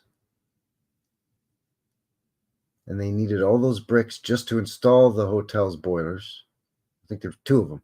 The boilers were able to generate enough steam to supply the entire hotel and surrounding buildings with energy. There you go. So in the sub-basement of this hotel were a couple of 300-ton boilers that were producing energy for the hotel and surrounding buildings. That's kind of how it was back in the day, actually. We hear that a lot. There was steam power, steam heat, steam and air exchange, and it was all done from a central building. And that building was basically, it would web outwards to the adjacent buildings until you got to another larger, more significant building. And in its sub-basement or whatever would have another machine that would continue the process. So there was this panorama rooftop ballroom. Val Richards Orchestra played 5 nights a week for 25 years with live CBC radio broadcasts every Saturday evening. A large fan following, including celebrities who would come to hear his music, including Mr. Roy Rogers and Trigger. Bring that filthy horse up into this beautiful hotel. What's the matter with you? What's the matter with you? Got horse shit everywhere in the hallways and the elevators. Thanks. Of course, you got to have your ghost story. In the summer of 1944, Jenny Pearl Cox, a socialite who regularly attended tea dances and luxurious events at Hotel Vancouver, was deleted in a tragic car accident after colliding with a truck at the intersection. The intersection where the hotel stands, I guess. Since then, there have been numerous sightings from staff and guests of a lady in a red dress that seemingly disappears in front of them, passing through walls and closed elevator doors.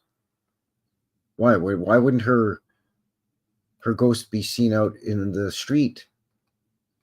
I don't know.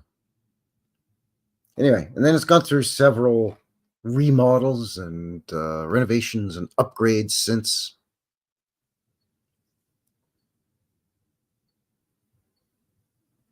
Well, that horse is that's Ted. That's Fred's Canadian cousin up here, eh? See, I just thought that there was some hankiness going on with a lot of that, but, you know, what else is new? So I pulled some photographs, older photographs, and more current pictures of the various incarnations of the Hotel Vancouver. Thought maybe we'd have a little peekaboo and see what is what. This time I'll remember to share the dang thing from the get-go instead of being a freaking knob, eh? Yeah, that person's name was Pearl Cox.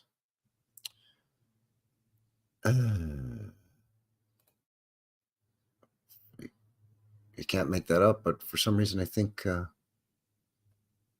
is. Anyway, what do we got here? This is the hotel that was built in 1888. The photo was not taken in 1888, but probably not very long after, 1890s, I would say. But this is the first Hotel Vancouver. Get out of the street. Don't you see there's a horse and buggy coming up behind you, buddy? Why are you standing in the... Like, the photographer must have been thinking to himself, will you get out of my shot? I'm trying to take a picture of this here fine hotel. And this bumpkin. Anyway, beautiful. But you could see the multiple stages of construction here. You've had this, and then I think probably this, and then probably this. At least that's what I think they would be trying to tell us. You can see this lower level here of stone. And then probably this is stone and brick. This would be brick, I'm guessing. Kind of hard to tell. Some fancy entranceways here. Big arched entranceways. No dormers on it. I mean, it's lovely enough. They could have kept it. And just, like I said, you know, built the other ones. They could have repurposed it. Not that it hadn't already been repurposed, you know what I'm saying? There it is from another angle. All them crazy telegraph wires. We see these poles a lot, but we seldom see the wires. But they're telegraph wires. At least that's the story.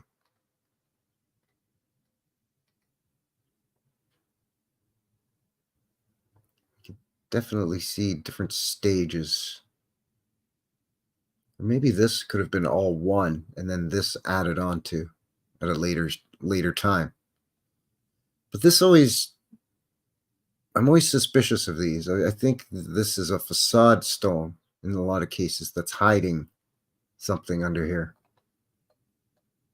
It's just a guy speculating, of course.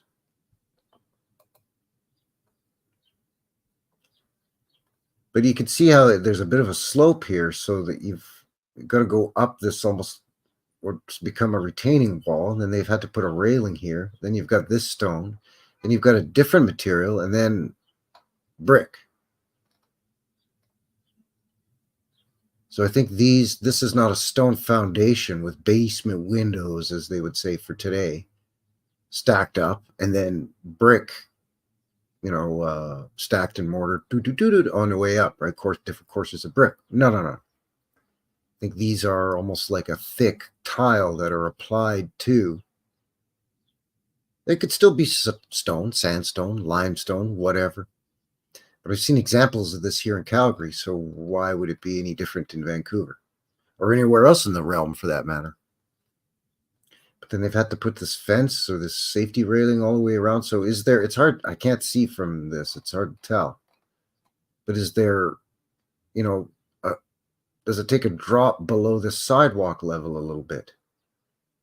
You know what I mean? This is a famous Cosmopolitan saloon that was inside of the hotel.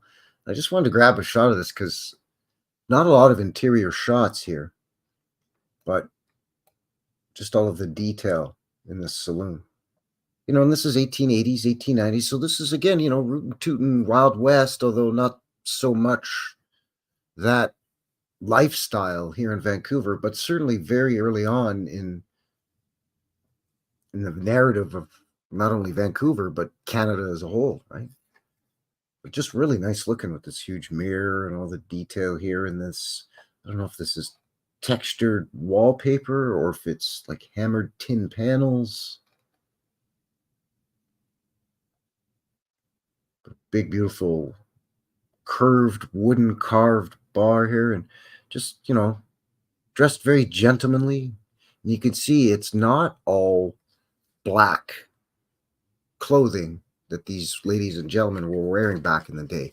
That kind of is a thing that kind of drives me nuts when people look at old photographs and they go, oh, it's like they're wearing uniforms. They're all wearing all just black and white. No, they wore gray, brown, charcoal gray. They wore navy blue. Black dye was actually more expensive to make and produce, and black fabric was actually more expensive than brown or shades of gray or navy blue fabric. You had to use more pigments to produce a black that when you went out under sunlight or under bright artificial lights, didn't under light look reddish or greenish when it was supposed to be black. You can see here, this is sort of a textured fleck, sort of a medium gray 3-piece. This guy's wearing a darker charcoal, more of a worsted, like a smoother. This would be what's called a woolen, a textured fabric, and a worsted is more of a smoother fabric. And this guy looks like he's got some kind of, perhaps has some kind of check. It could be sort of like a tattersall check or some kind of a window pane check, 3-piece suit.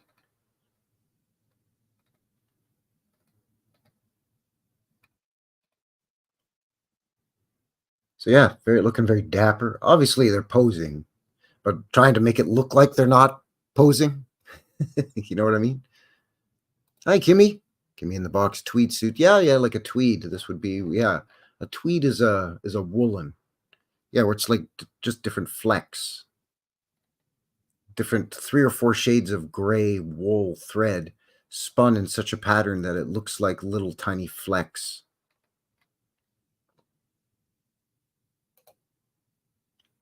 So this is the interior of the dining hall. Now, it wasn't always set up this way. This is for a special event, so it's set up this way, but massive, massive dining hall. I'm kind of glad it's set up this way just so you can see how many people it holds. But you've got these big, huge, tall, massive arched windows. All of these sort of support-looking columns with all of this detail up here. Sorry, it's a little picoulated. Gets a little picoulated if I zoom in too much, but massive mural here and just all this carved wood. Chandeliers galore. And even just the window treatments, the draperies, and the tapestries. Oh, hi, lad. The tapestries. This is a shot in 1940. So already coming on This might be mislabeled. Hotel Vancouver #1. This might be Hotel Vancouver #2 if it's 1940.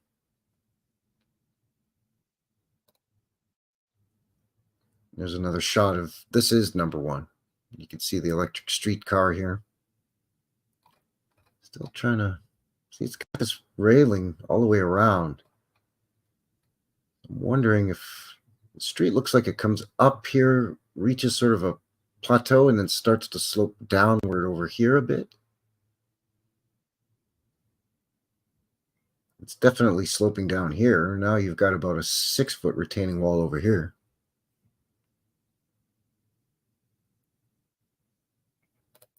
Neural Mass. Howdy, howdy. Good to see you. Thanks for shooting in. Neural Mass in the box. And you've got this crappy wooden sidewalk and this crappy wooden fence right in front of this glorious old thing with this looking very Nolans-ish, French Quarter Nolans to a guy.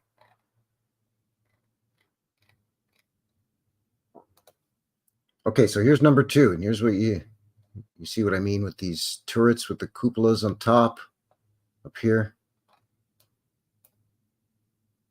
Very unique looking, at least for Canada land. Lots of portals and huge arched windows here. Again, you can see down below here, you know, the first, I don't know, 4, 5, 6 feet is this sort of a stone, and then they get into brick and stone combination of, right? Big, huge, beautiful, fancy entranceway here with one of those glass and wrought iron canopies above the main entrance. It's usually suspended by a couple of chains being held by like lions' heads or something. I don't know what those are. Too small to tell, but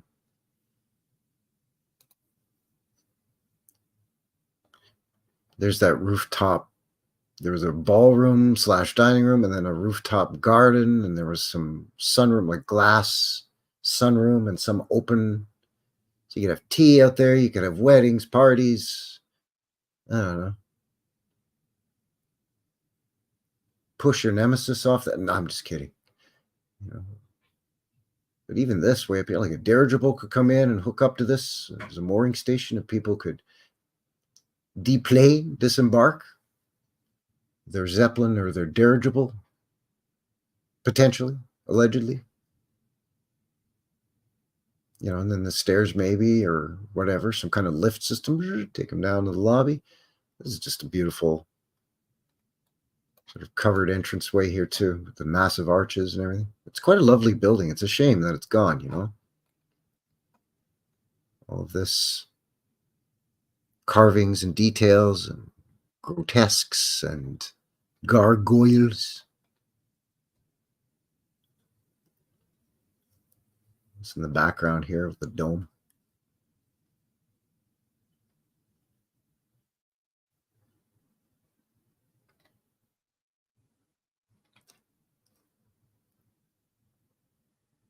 That's right. The blimp. Not the plane. Path the plane. No, it's path the blimp. There's a nice shot of that rooftop area. There's big columns here, and even just along here where no one would ever see it, ever. These beautiful carvings and all of this detail. I mean, no one's going to see that. Maybe if your buddy's holding your legs for you and you dangle over and try to have a peekaboo at it, or if you're in the building across the street.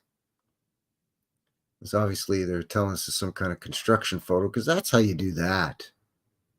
You know, you just slide the window up that already has glass in it and the window panes in it.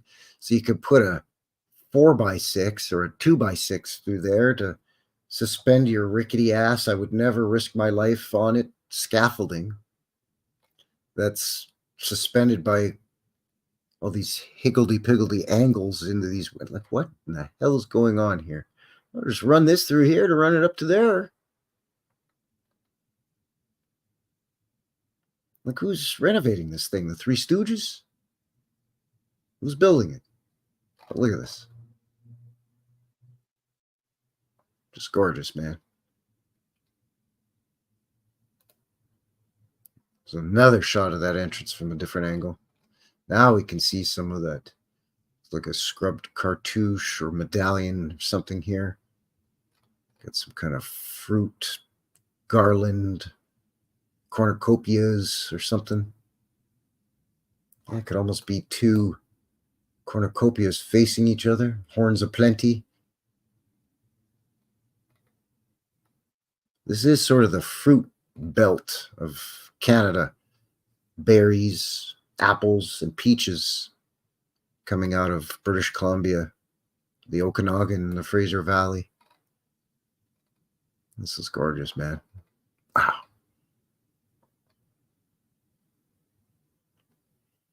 Kimmy says, I lived in a beautiful historic building in Mount Royal in Calgary in the 80s. Marble floors, high ceilings, and a beautiful brass birdcage elevator. Oh, did you live in the Anderson? Is that the Anderson building? I did a mud flood walkabout of that. I knew somebody that lived in that building too. I don't know if that elevator is still in it and still functioning, because if it's that same building, Kimmy, that I'm thinking it is, it's now private condos. They're not rental units anymore. But the person that I knew that lived in it, they were renting a unit in it. That would have been in the late 80s, early 90s, something like that.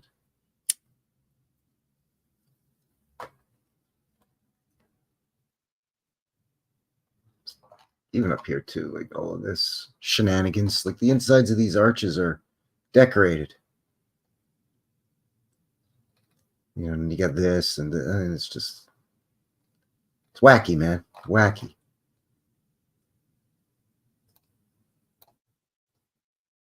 Can't really tell what's on this, but yeah, just a lot of detail in here. This thing's beautiful. This is silly. Like they just got silly with it. It's so mind-blowingly detailed and beautiful. Now, this is what I would expect to see in Canada land. All right? Don't give me no freaking African's lion's head with a mane for Canada. It does not make sense. The only way that they can hand wave that off is that it represents, royalty and, Canada, the part of the Commonwealth, the Dominion of Canada, right? So that they've explained away the lion's heads, the African lion with the mane as representing the king or the queen or the crown. But I'm always like, get out of here, man. It's Canada. Like, we should have bison and bear, like grizzly bear heads. Or if you want a lion's head, sure. We've got mountain lions here, right? Cougars, puma, whatever you want to call them. But this is what I want to see. If it's Canada land, man, give me a moose. Give me a bison, or what we call buffalo. Now you're talking. Rarely is this seen. It's seen a bit here in Canada, in Calgary. It's seen a bit in Saskatchewan and Manitoba. The Manitoba Capitol building, the legislature building, I believe, has 2 statues of bison. Yeah, just overall, this makes way more sense. And how huge are these, by the way? Because we know these are big windows, first of all. These things are almost as big as the windows. And again, just all of this nonsense. So beautiful, but so time-consuming. It's all complete now. The rooftop terrace, garden, sunroom, ballroom. It looks a bit, sort of. Now, I don't know if it's just the context, because we're used to seeing lions or gargoyles or whatever, and here it's like very distinctly Canadian. It could be the lighting too, the shadow, right? Where it's really highlighting, the light is really hitting these, so they really, they're just highlighted a lot more, and they look like they stand out quite a bit against the rest of the building. This being in shadow a little bit under this eave here, or this overhang, right? But they, in some respects, almost look like they could be like, it was one of these, and they just stuck a moose head sculpture on it, and then a buffalo one, and said, "Oh yeah, there you go. That's how you get her done there, eh, bud?" So I don't know. I mean, this is just so unusual, but it's so appropriate for Canada. It's almost how it always should be. So maybe I'm being biased and just more willing to accept it, but it does look out of place a bit, and you know, I'm kind of on the fence. I'm very wishy-washy about it. So here's number 23, or number 3, sorry, that began construction in 28. There's some pauses because of the Depression, financial issues, and then finally the alliance of the two formerly competitive railways that are still two different railways and still compete. But they decide to team up like the Wonder Twins so they could get her done over here, I guess. And you can see that why it was the tallest for until 71. So it's quite tall, but it's quite the behemoth as well. And in that distinct, what's become known as that distinctly Canadian style, with that really extremely sloped roof line with, you know, multiple dormers and then the tack and a really pointed stuff. And sometimes they'll throw in some cupolas as well. And usually the roof is going to be green. I mean, there's other parts of the world that have these, but the Canadian hotels and a lot of the government buildings and that sort of thing have that sort of a trademark look.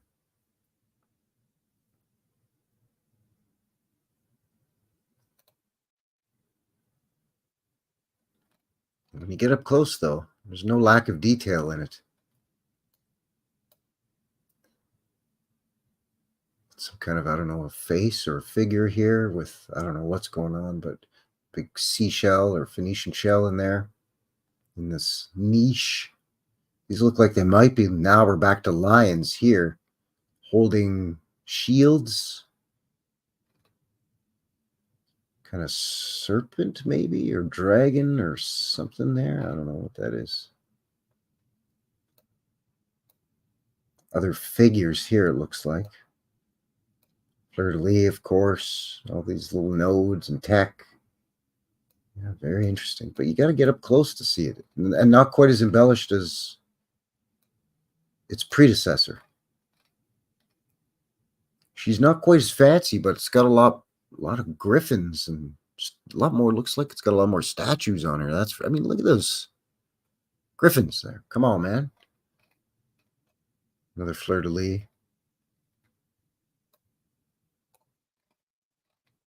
Some kind of winged beast, dragon maybe, or something. Because again, dragons have a lot to do with Canada, of course. You know, like when I say dragon, do you think, you know, maybe like, you know, tales of like English knights slaying dragons, or maybe you think of Asia, like China or Japan with dragons? I just think Canada right away when I think dragons. I don't think about beaver or moose or buffalo or polar bears. No, I think about dragons. This almost looks like a hyena or something. I don't know.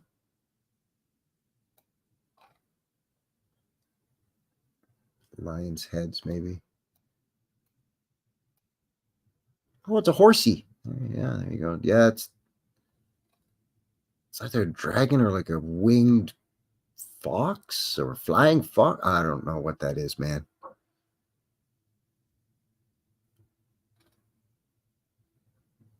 No idea.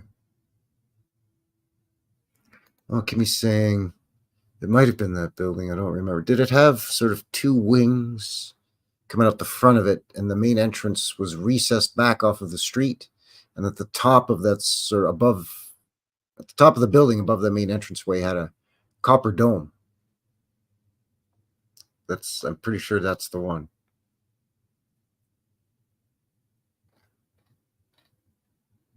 These little bijou balconies here too, and then a lot of outdoor terraces and stuff, because Vancouver's got some beautiful weather. I joke that it rains a lot, and it does, but they have more of a consistent more temperate climate.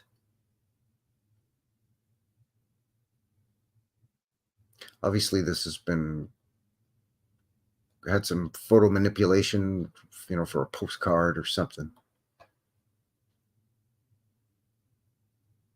But yeah, there's quite a bit, but this is a very distinct railway hotel here in Canada. Again, this sort of style, right, where there's two wings, and then it's the middle portion, that generally the taller portion, is recessed back, and then a big grand entrance. And then, multiple side entrances. Usually there would be a train station connected to or very close to this as well. That was the case with the Palliser Hotel here in Calgary, which looks very much like this, but without the super ornate pointy bit.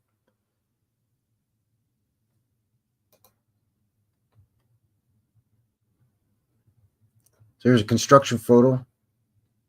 Supposedly 1931, March of 1931. The Canadian National Railway Hotel.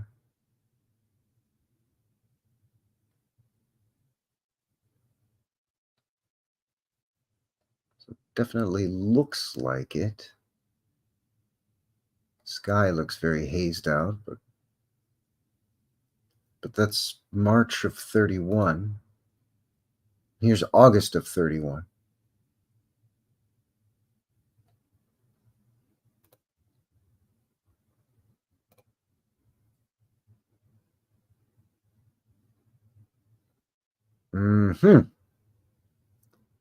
I will leave that up to you. Beautiful interiors, although not quite the huge vaulted ceilings as in the its predecessor. Once again, version number 2. But huge grand arches and beautiful pillars and columns, and the carved wood everywhere. That's kind of the big thing, here in Canada, as you would expect, a lot of wood, because all the trees and whatnot. There'll be like 68 different kinds of wood in this place. Quite lovely, all this carved wood.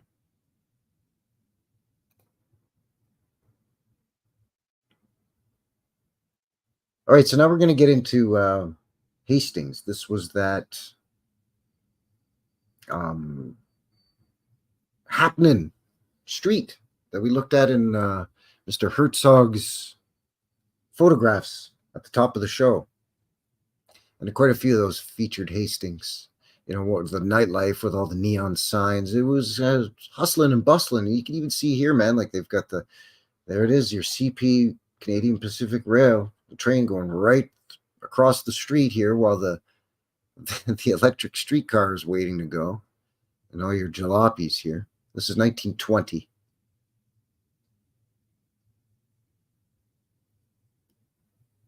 This is the corner of Hastings and Dunsmuir.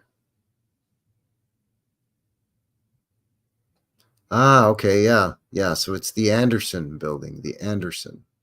Yes. Yeah, that's a great building. It's a beautiful building.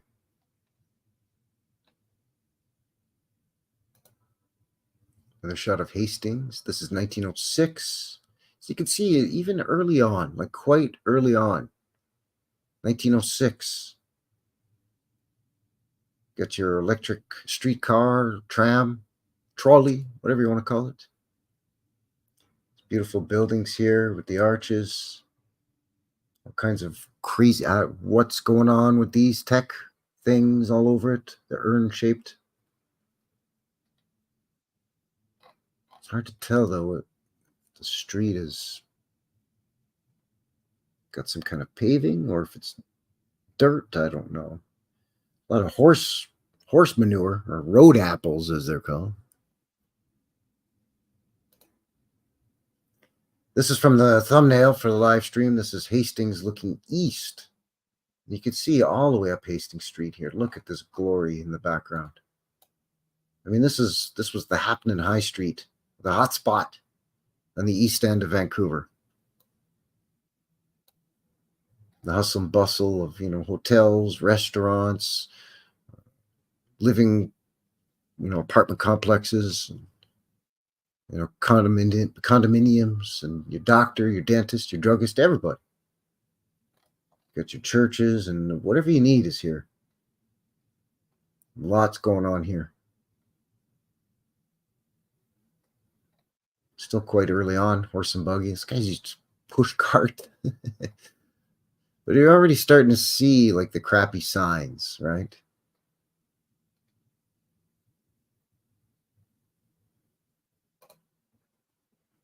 This is 1940s. Still the same street, Hastings Street, 1940s. Look at this. Come on, man. Even way down here, too. It's beautiful. Just gorgeous, grand entrances.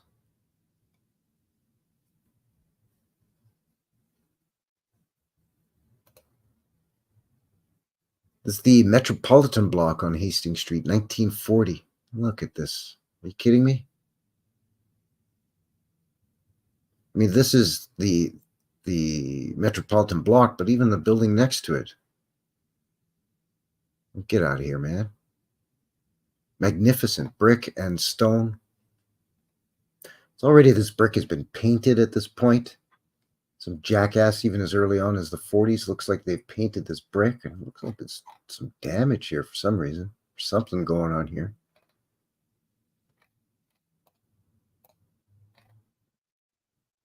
Either that's damage or it's paint coming off and they've painted over the brick. But this, you know, beautiful detail here. Alternating stone and brickwork going up the building. And these bay windows here. This huge arch. And then just these really steep cones. I have no idea. This here is crazy too. Stone. Looks like it's seen better days already early on in the 40s here. You know, if this was built, let's say 1890s, they would tell us 1900. You know, if this is a 40 or 50-year-old building, it looks like it's pretty rough. Yeah, kind of a little bit, right? You know. Oh, we're going to get to that. We're going to get to that, Kimmy. Don't go jumping the gun on a guy here now. Very similar photos to what we saw. These are some Herzog photos. This is Hastings and Canby Street, 1955.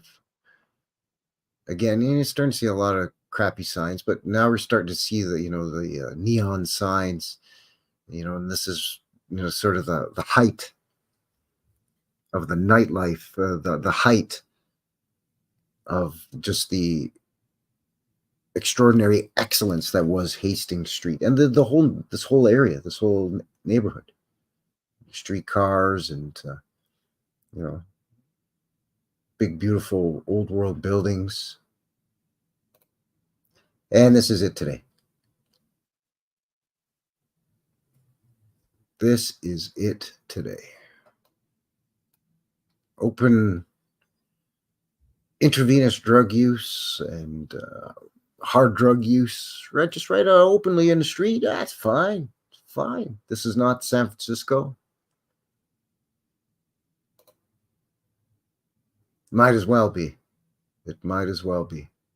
This is just a typical day. This isn't like a Friday night, Friday evening, getting ready to wind up. Hey, let's go party. And everybody's on the streets and it's close to traffic and it's sort of an open air where there's pubs and people are doing, you know.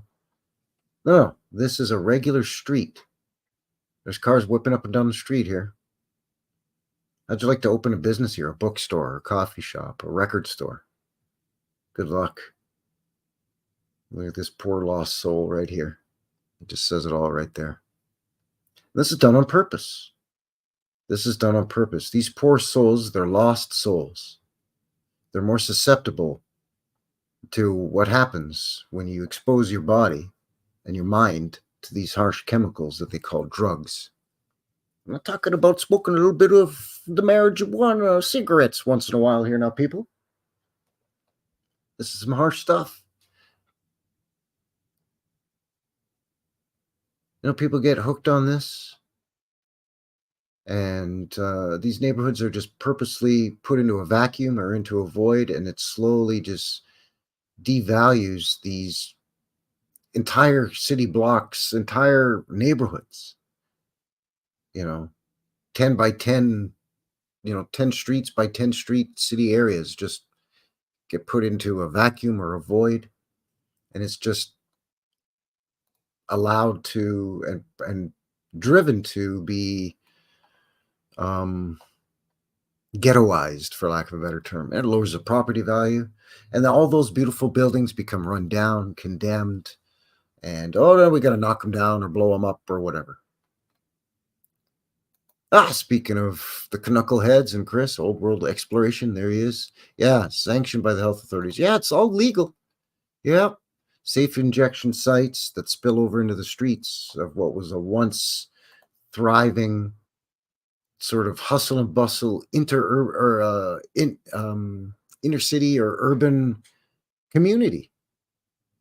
You can see it was a nice little neighborhood in those old pictures. People out and about. There was parks and people could take the tram to the little local shops, the bookstore, the florist. There's restaurants, hotels. The hotels that are there now are just a little 2, 3, 4-story brick little hotels that they've turned into flop houses. It's just terrible. Tartarian Prague rocker in the box. Good to see you, old friend. How are you? Howdy. So I thought what I'd do here real quick is take a little bit of a look at the, because that was it for my photo folder. But I want to take a little bit of a goggle drop in the Google Maps here and have a look at this sort of area that I'm talking about.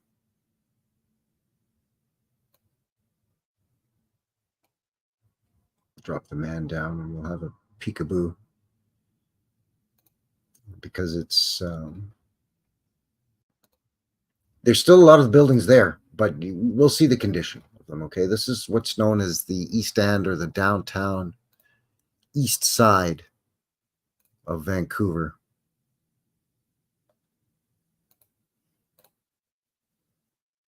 So this is the area of Vancouver we're looking at here. So let me just back this up a bit here. So it's the British Columbia and the mainland here. There's Vancouver Island, right? So it's right in basically downtown Vancouver, the downtown east side. This is sort of the area we're looking at here. Hastings Street, this yellow line. And then Gastown is just right adjacent to it. It runs along here. There it is. There's your Chinatown. What's it called? Japantown? Well, I guess, yeah, I mean, that sort of makes sense. There is a huge Japanese population in Vancouver, so Chinatown actually being Japantown would make sense.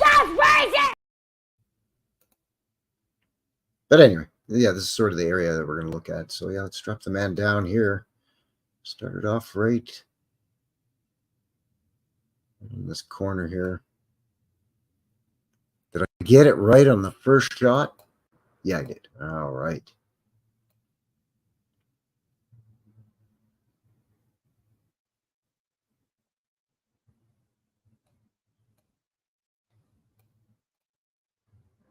The old Astoria Hotel. Some of the details remain, but it's not as glorious as it once was, unfortunately. And that's what I mean by one of those sort of flea bag hotels, flop house hotels. Just left to rot, basically. So unfortunately, these are the sorts of souls that are, inhabiting this area. And so, of course, it lowers the property value. So, of course, you're not going to get, fantastic businesses that stay for generations here. You're going to get these little pop-up pubs or microbreweries or a coffee shop or a pawn shop. might last a while. You know, your dispensary, a weed shop, or whatever. Then they'll have to pull up shop because vandalism and just there's nobody that wants to take a stroll down here on the weekend with their significant other holding hands and grab a coffee and I don't know, go to the shops. Very, very few.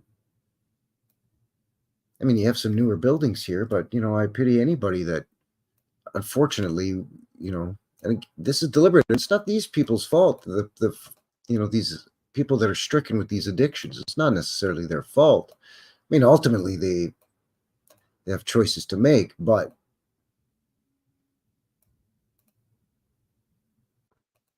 you know, their judgment is that they make for their life is their call. But you know, I feel for them. But it's a deliberate act upon a neighborhood. You know, we saw it in Detroit in the 60s and 70s. We saw it in Harlem in the 50s.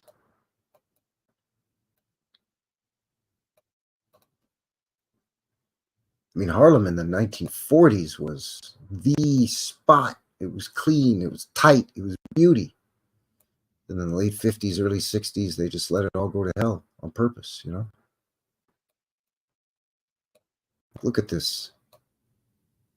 You could see how back in the day, the Tweeddale block, she was a real looker, you know? Modest in size, but, you know, and now it's just, I mean, the building's for sale. This guy probably could barely give it away.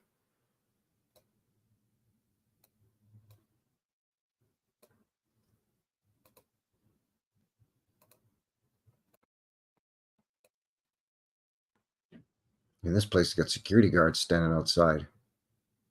BC Housing. So it's a low-income housing placement program building, maybe one of their offices or administrative building. Maybe it's a residence in here now. Basically, you know, again, flop house. You can tell this was a glorious bank or something at one point. That looks like somebody just took a giant shit all over it.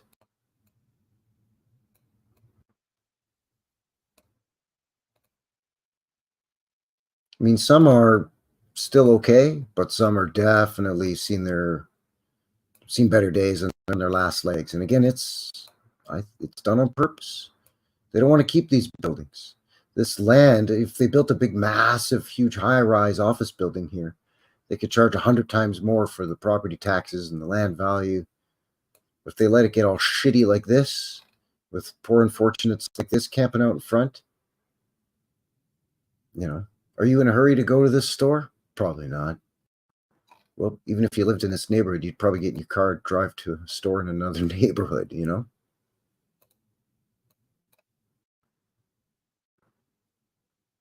And it's a shame, really, because a little place like this, you know, a modest, you know, 6 suites in it or something, you know, you don't have to pack in every square inch of every city with as many people as you possibly can.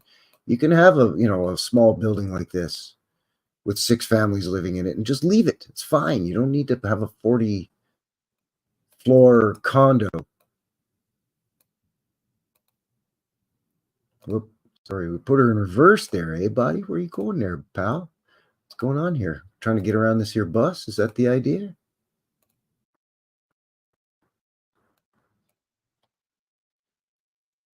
It's the old Carnegie Public Library, of course. This is quite fancy for Canadian Carnegie libraries. It's got the mansard roof here with the curved dormers, and it's got sort of a turret, I guess, for lack of a better term, with a dome, cupola, and another dome. Because you know what we like to do her up in Canada, eh? Got that inferiority complex. We've got to make up for it by doing the double domes. I don't know. I'm just playing, but massive columns or pillars there. I mean, this is really something else for Carnegie libraries in Canada. I mean, the one in Calgary here is beautiful, and I've seen others that are quite nice, but this one is quite unique. Even this, you know, getting into the 20s here at this point is probably dated at, but, you know, lovely.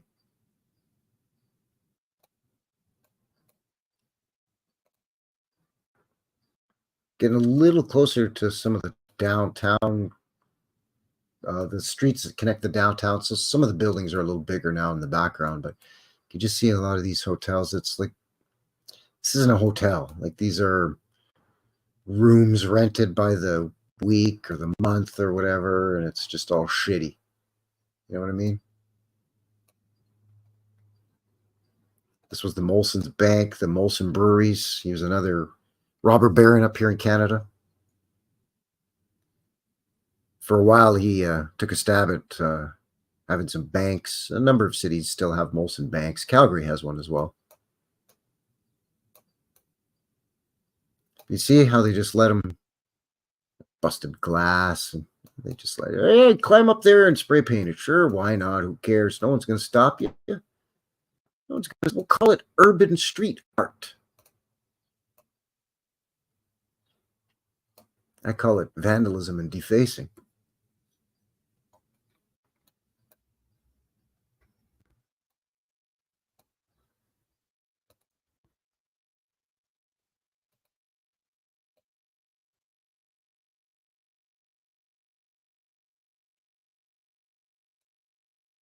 Oh, she's a beauty, eh?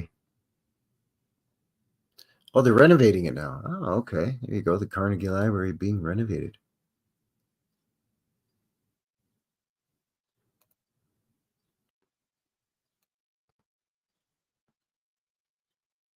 Look at this. Come on, man. Like, correct me if I'm wrong, but this is against the law, right? It is against the law to just live out on a public area like that, impeding. Well, I mean, I guess there's your cops, but they're not going to do much. Like, I'm not saying, you know, like, obviously they got to have somewhere to go, but I mean, if I live here and I'm trying to go, I don't know, down here to grab a submarine sandwich or over here to get a meatball sub, you know, I got to practice the 5 Ds of dodgeball to get through this shenanigans. You know, duck, dodge, dive, dip, and dodge.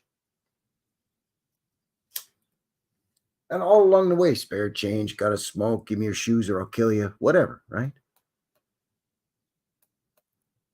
This side of the street not as bad, but I don't know, is it because they're working on this building, so they've put a big fence there? This guy's just said, F the fence. I'm going to camp out inside the area that I'm restricted from. You got to kind of tip your hat to that guy, I guess.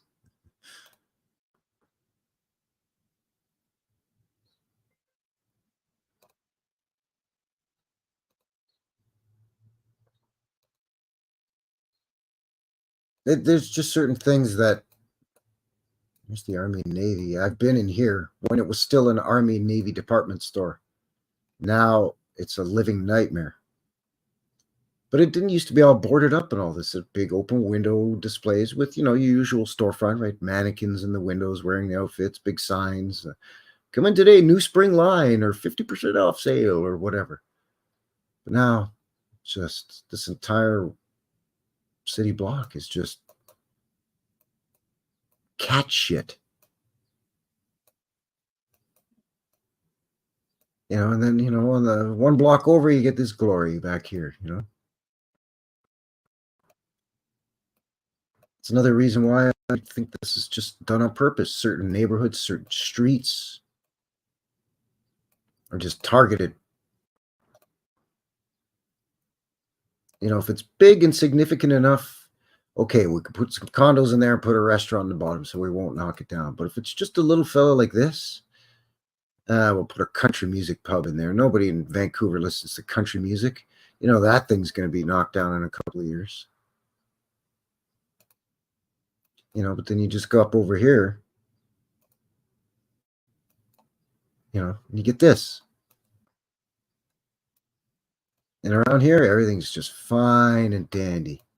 Jim dandy. Clean. No problems. No tents. Okay, you got a little bit of shenanigans here, but it's a construction zone, so what are you going to do? But you literally just go one street down onto Hastings Street, it's like it perpetuates its own stereotype. You know, Hastings has to be shitty. You go into Gastown and you're back into nice stuff again. This is basically the border now of Gastown. So now you got these little buildings like we were looking at on Hastings, but look how lovely. All nice and well maintained. Sure, you get some staining here, and yeah, sure, they had to paint it, but somebody gives a fuck, you know? Pardon my French. You know? This one too, yeah, you get some jackass that's come along here with some graffiti or whatever, but oh no, they've painted cactus on there. Okay, sure, whatever. But you know.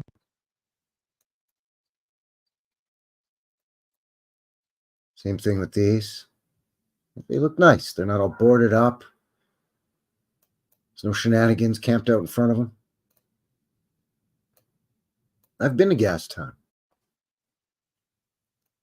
I've actually been to a couple of restaurants, and a friend of mine used to live in Gastown, so hanging out at their place. Look at this, 1893. See, now if this was up on Hastings Street, this would be a giant pile of horse shit.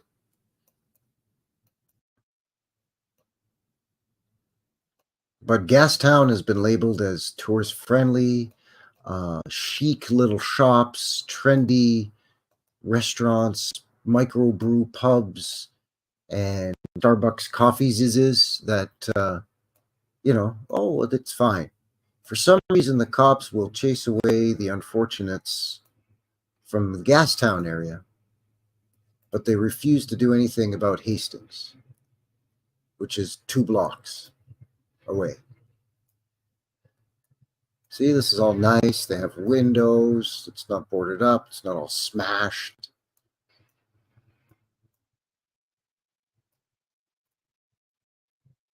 There's little shops and boutiques and high-end expensive condos that'll cost you like $3 million for a 800 square foot condo. You know, the juxtaposition between Gastown and beauties like this and, you know, 2 or 3 blocks away, Hastings. It's like night and day. It's like chalk and cheese.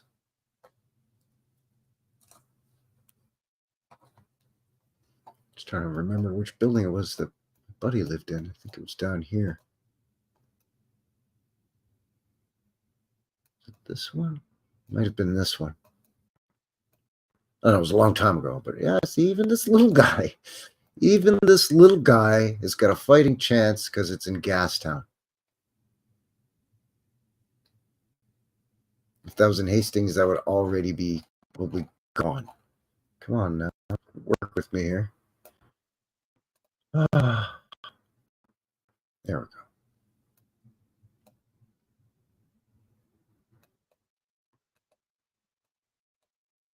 So I think I've made my point. You see where I'm getting at. You know, and as we move out of Gastown and make our way back towards Hastings, it just becomes like a completely different world, you know? Completely different world. Frankie going to rated R. Yeah, you know, like parts of New York in the 70s, the Bronx. Oh, man. The Bronx in the 70s. Brutal, right? Absolutely brutal. The Bronx in the 70s. Same as Detroit, late 60s through to the late 70s. You know, it takes about a good decade to really screw up a neighborhood, you know, or a street that runs through multiple neighborhoods or whatever, you know. In a good decade, they get screwed up real nice. Army Navy closed when the coup hit. So I would imagine, too, that a lot of the businesses in some parts of Hastings there, East Hastings, were hanging on by a thread anyways. And then once the coup came in, that was the final nail in the coffin, I would imagine, right? A lot of places just, that was it. That's what sealed their fate. And again, that's, you know, I think there's something to be said for that definitely being purposeful as well.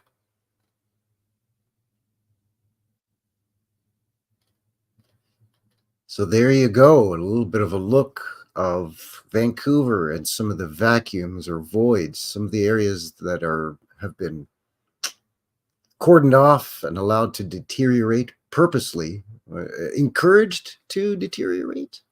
I don't know. They've been whatever the opposite of gentrified is. They've been ghettoized purposely. And it's just another way, you know, number one, I think it's another way as an excuse to get rid of some of these old world buildings. So they don't have to explain it away, or they don't have to spend the money to maintain them, you know, keep them in good working order.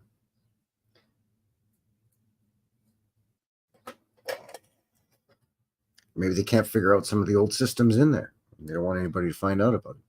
But I think the other purpose too is it's, you know, when neighborhoods and old world buildings like that become run down and dirty and soiled and stained and graffiti all over them, and you know, the main floor boarded up, and you know, hobos and drug addicts camped out in front of them.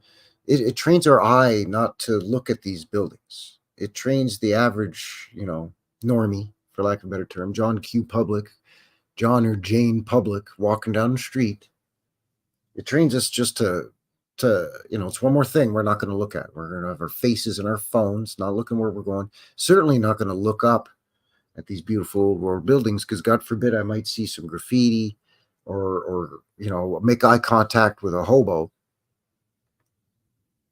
So it encourages people to, you know, it's basically out of sight, out of mind. It encourages people just to no longer even, you can't, you almost physically, realistically can't stop and look up at these buildings and just stand and admire its beauty anymore, because you could be put in danger, or you're going to be accosted, or you're going to be just whatever. Somebody's going to hassle you, some poor soul that's battling addiction or mental problems.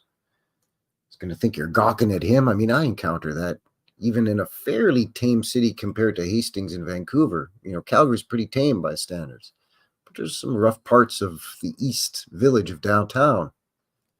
And,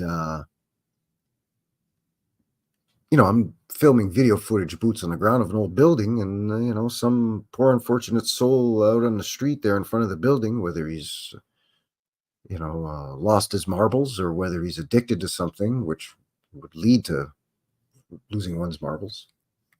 They think I'm filming them, and they get all up in my grill sometimes, and they, you know, it can be pretty intimidating and pretty threatening. Now, I don't threaten very easily.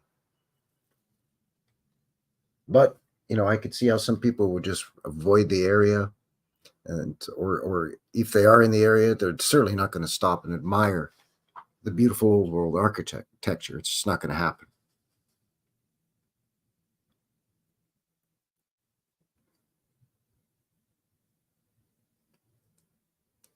So there you go. With that, as I rattle on, we're coming up on 2.5 hours here. So I think I'm getting ready to wind this thing down. But yeah, absolutely. Most people accept urban renewal. Well, they come to expect it. It's like, oh, well, these shitty old buildings, like, why don't they get rid of that? What an eyesore, right? So we're trained, or people's eyes or brains are bent or twisted or trained or reprogrammed to not to look at the aesthetic beauty of these old world buildings anymore. That now, rather than being pleasing to the eye, they've become eyesores. And that's just through purposeful neglect and purposeful ghettoizing. And, you know, perfect example of that was the photographs that we looked at tonight, right? With Mr. Herzog, most especially. You know, Fred Herzog's photographs. You know, it's right in that time, just about the tipping point where things were still nice, but things were starting to happen. You know what I mean?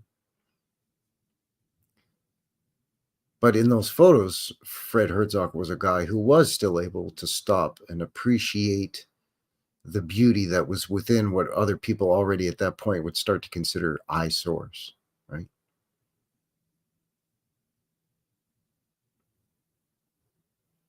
Modoc in the box is lurking while working. Well, thank you very much for shooting in. I appreciate that. Don't get too distracted now there. It could be dangerous on the job. But I appreciate that. Thank you very much. Jabber Joe saying when the money people move in and buy up good locations, cheap and read. Yeah, exactly. They buy it for pennies on the dollar and they knock down these old world buildings, never to be seen or heard from again. If you're lucky, and like I said, if it's a big enough, large enough, salvageable enough building that they can turn it into condos and just renovate it rather than destroy it, at least that's something, right? And that's obviously more ideal, especially for a guy like me. I mean, you heard how riled up I was getting. Starting to use some colorful language here. Just fine. It's not the first time you've heard cursing, I'm sure. It's just unusual for me. Try to keep her fairly PG around here or there, eh, buddy? But yeah, definitely, you could just see how it's just done on purpose. Anyway, links for everything in the description below, as per usual. The Wikipedia, Vancouver stuff we looked at, and also the photo galleries, the Hotel Vancouver website with the 3 versions of the hotel there. Also, again, as a reminder, this comes by way of Terri Light, a longtime good friend of the channel here, and she often sends me interesting little tidbits, articles, links to websites, show ideas. So does my buddy George Prokopenko, sends me tons of photo files of great stuff. So if you're interested in, if there's something that's been picking at your brain and you want to share it, you're interested in sharing it with me, links down below for a fella's email. You can also get in touch with me on MeWe as well. And then, of course, BitChute and Rumble.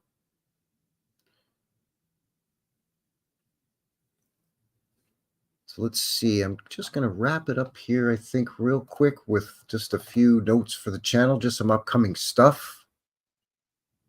By the way, I have noticed quite a few new friends to the channel here. New faces, new names, new handles and avatars. So welcome, and thanks to all of you for shooting in and joining me here. I really, really appreciate your support. So as mentioned at the top of the show, planning that 1,500 subscriber meetup. And again, that just keep it locked in here. Keep your ocular sphericals locked into the channel here for updates as they come.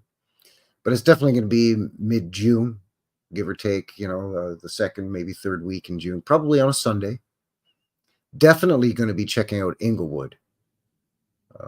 It's a great neighborhood there. It's about 6 or 7 city blocks and a couple of side streets of old world buildings, much like we were looking at there in Hastings, but well maintained. Old churches, old fire hall, old schools. It's fantastic. And it's one of those areas that's a trendy area. So the buildings are in nice shape.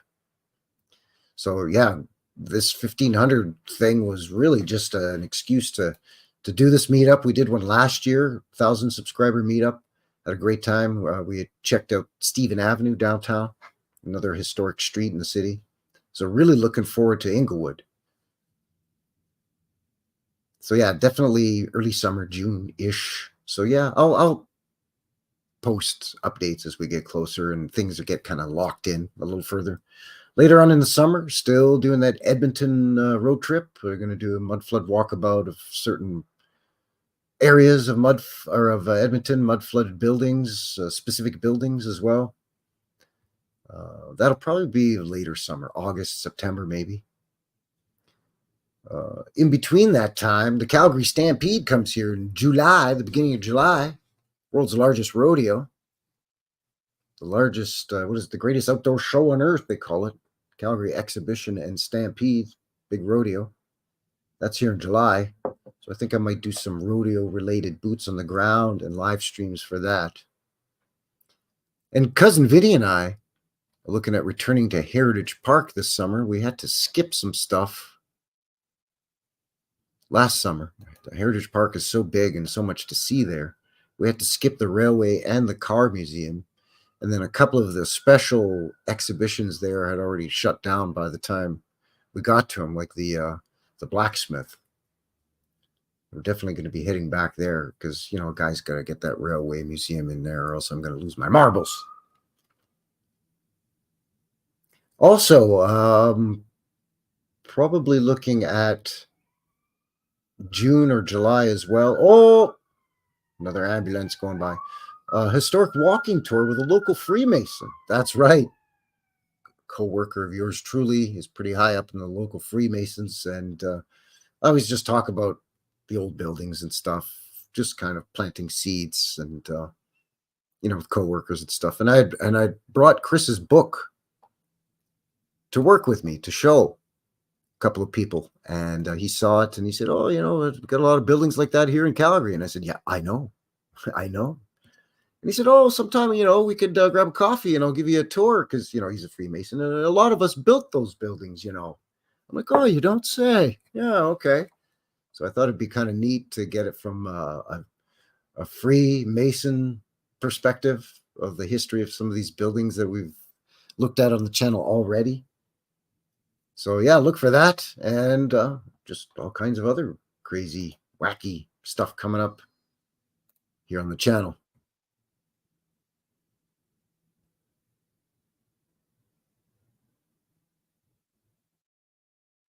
Ah, there you go. Chris is saying he's taking his books out to the lake this weekend to show his father-in-law. Careful he doesn't throw them in the lake. You know, it's not able to accept it. Jabber Joe's telling me to check my email. See what's going on, what kind of shenanigans is going on here.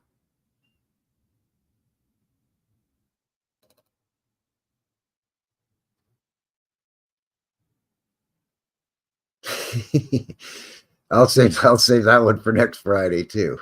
I've already saved your other two for next Friday. That's hilarious. As I said in the reply to the last one you sent me, you really are quite mad, you know. That's great. Thank you.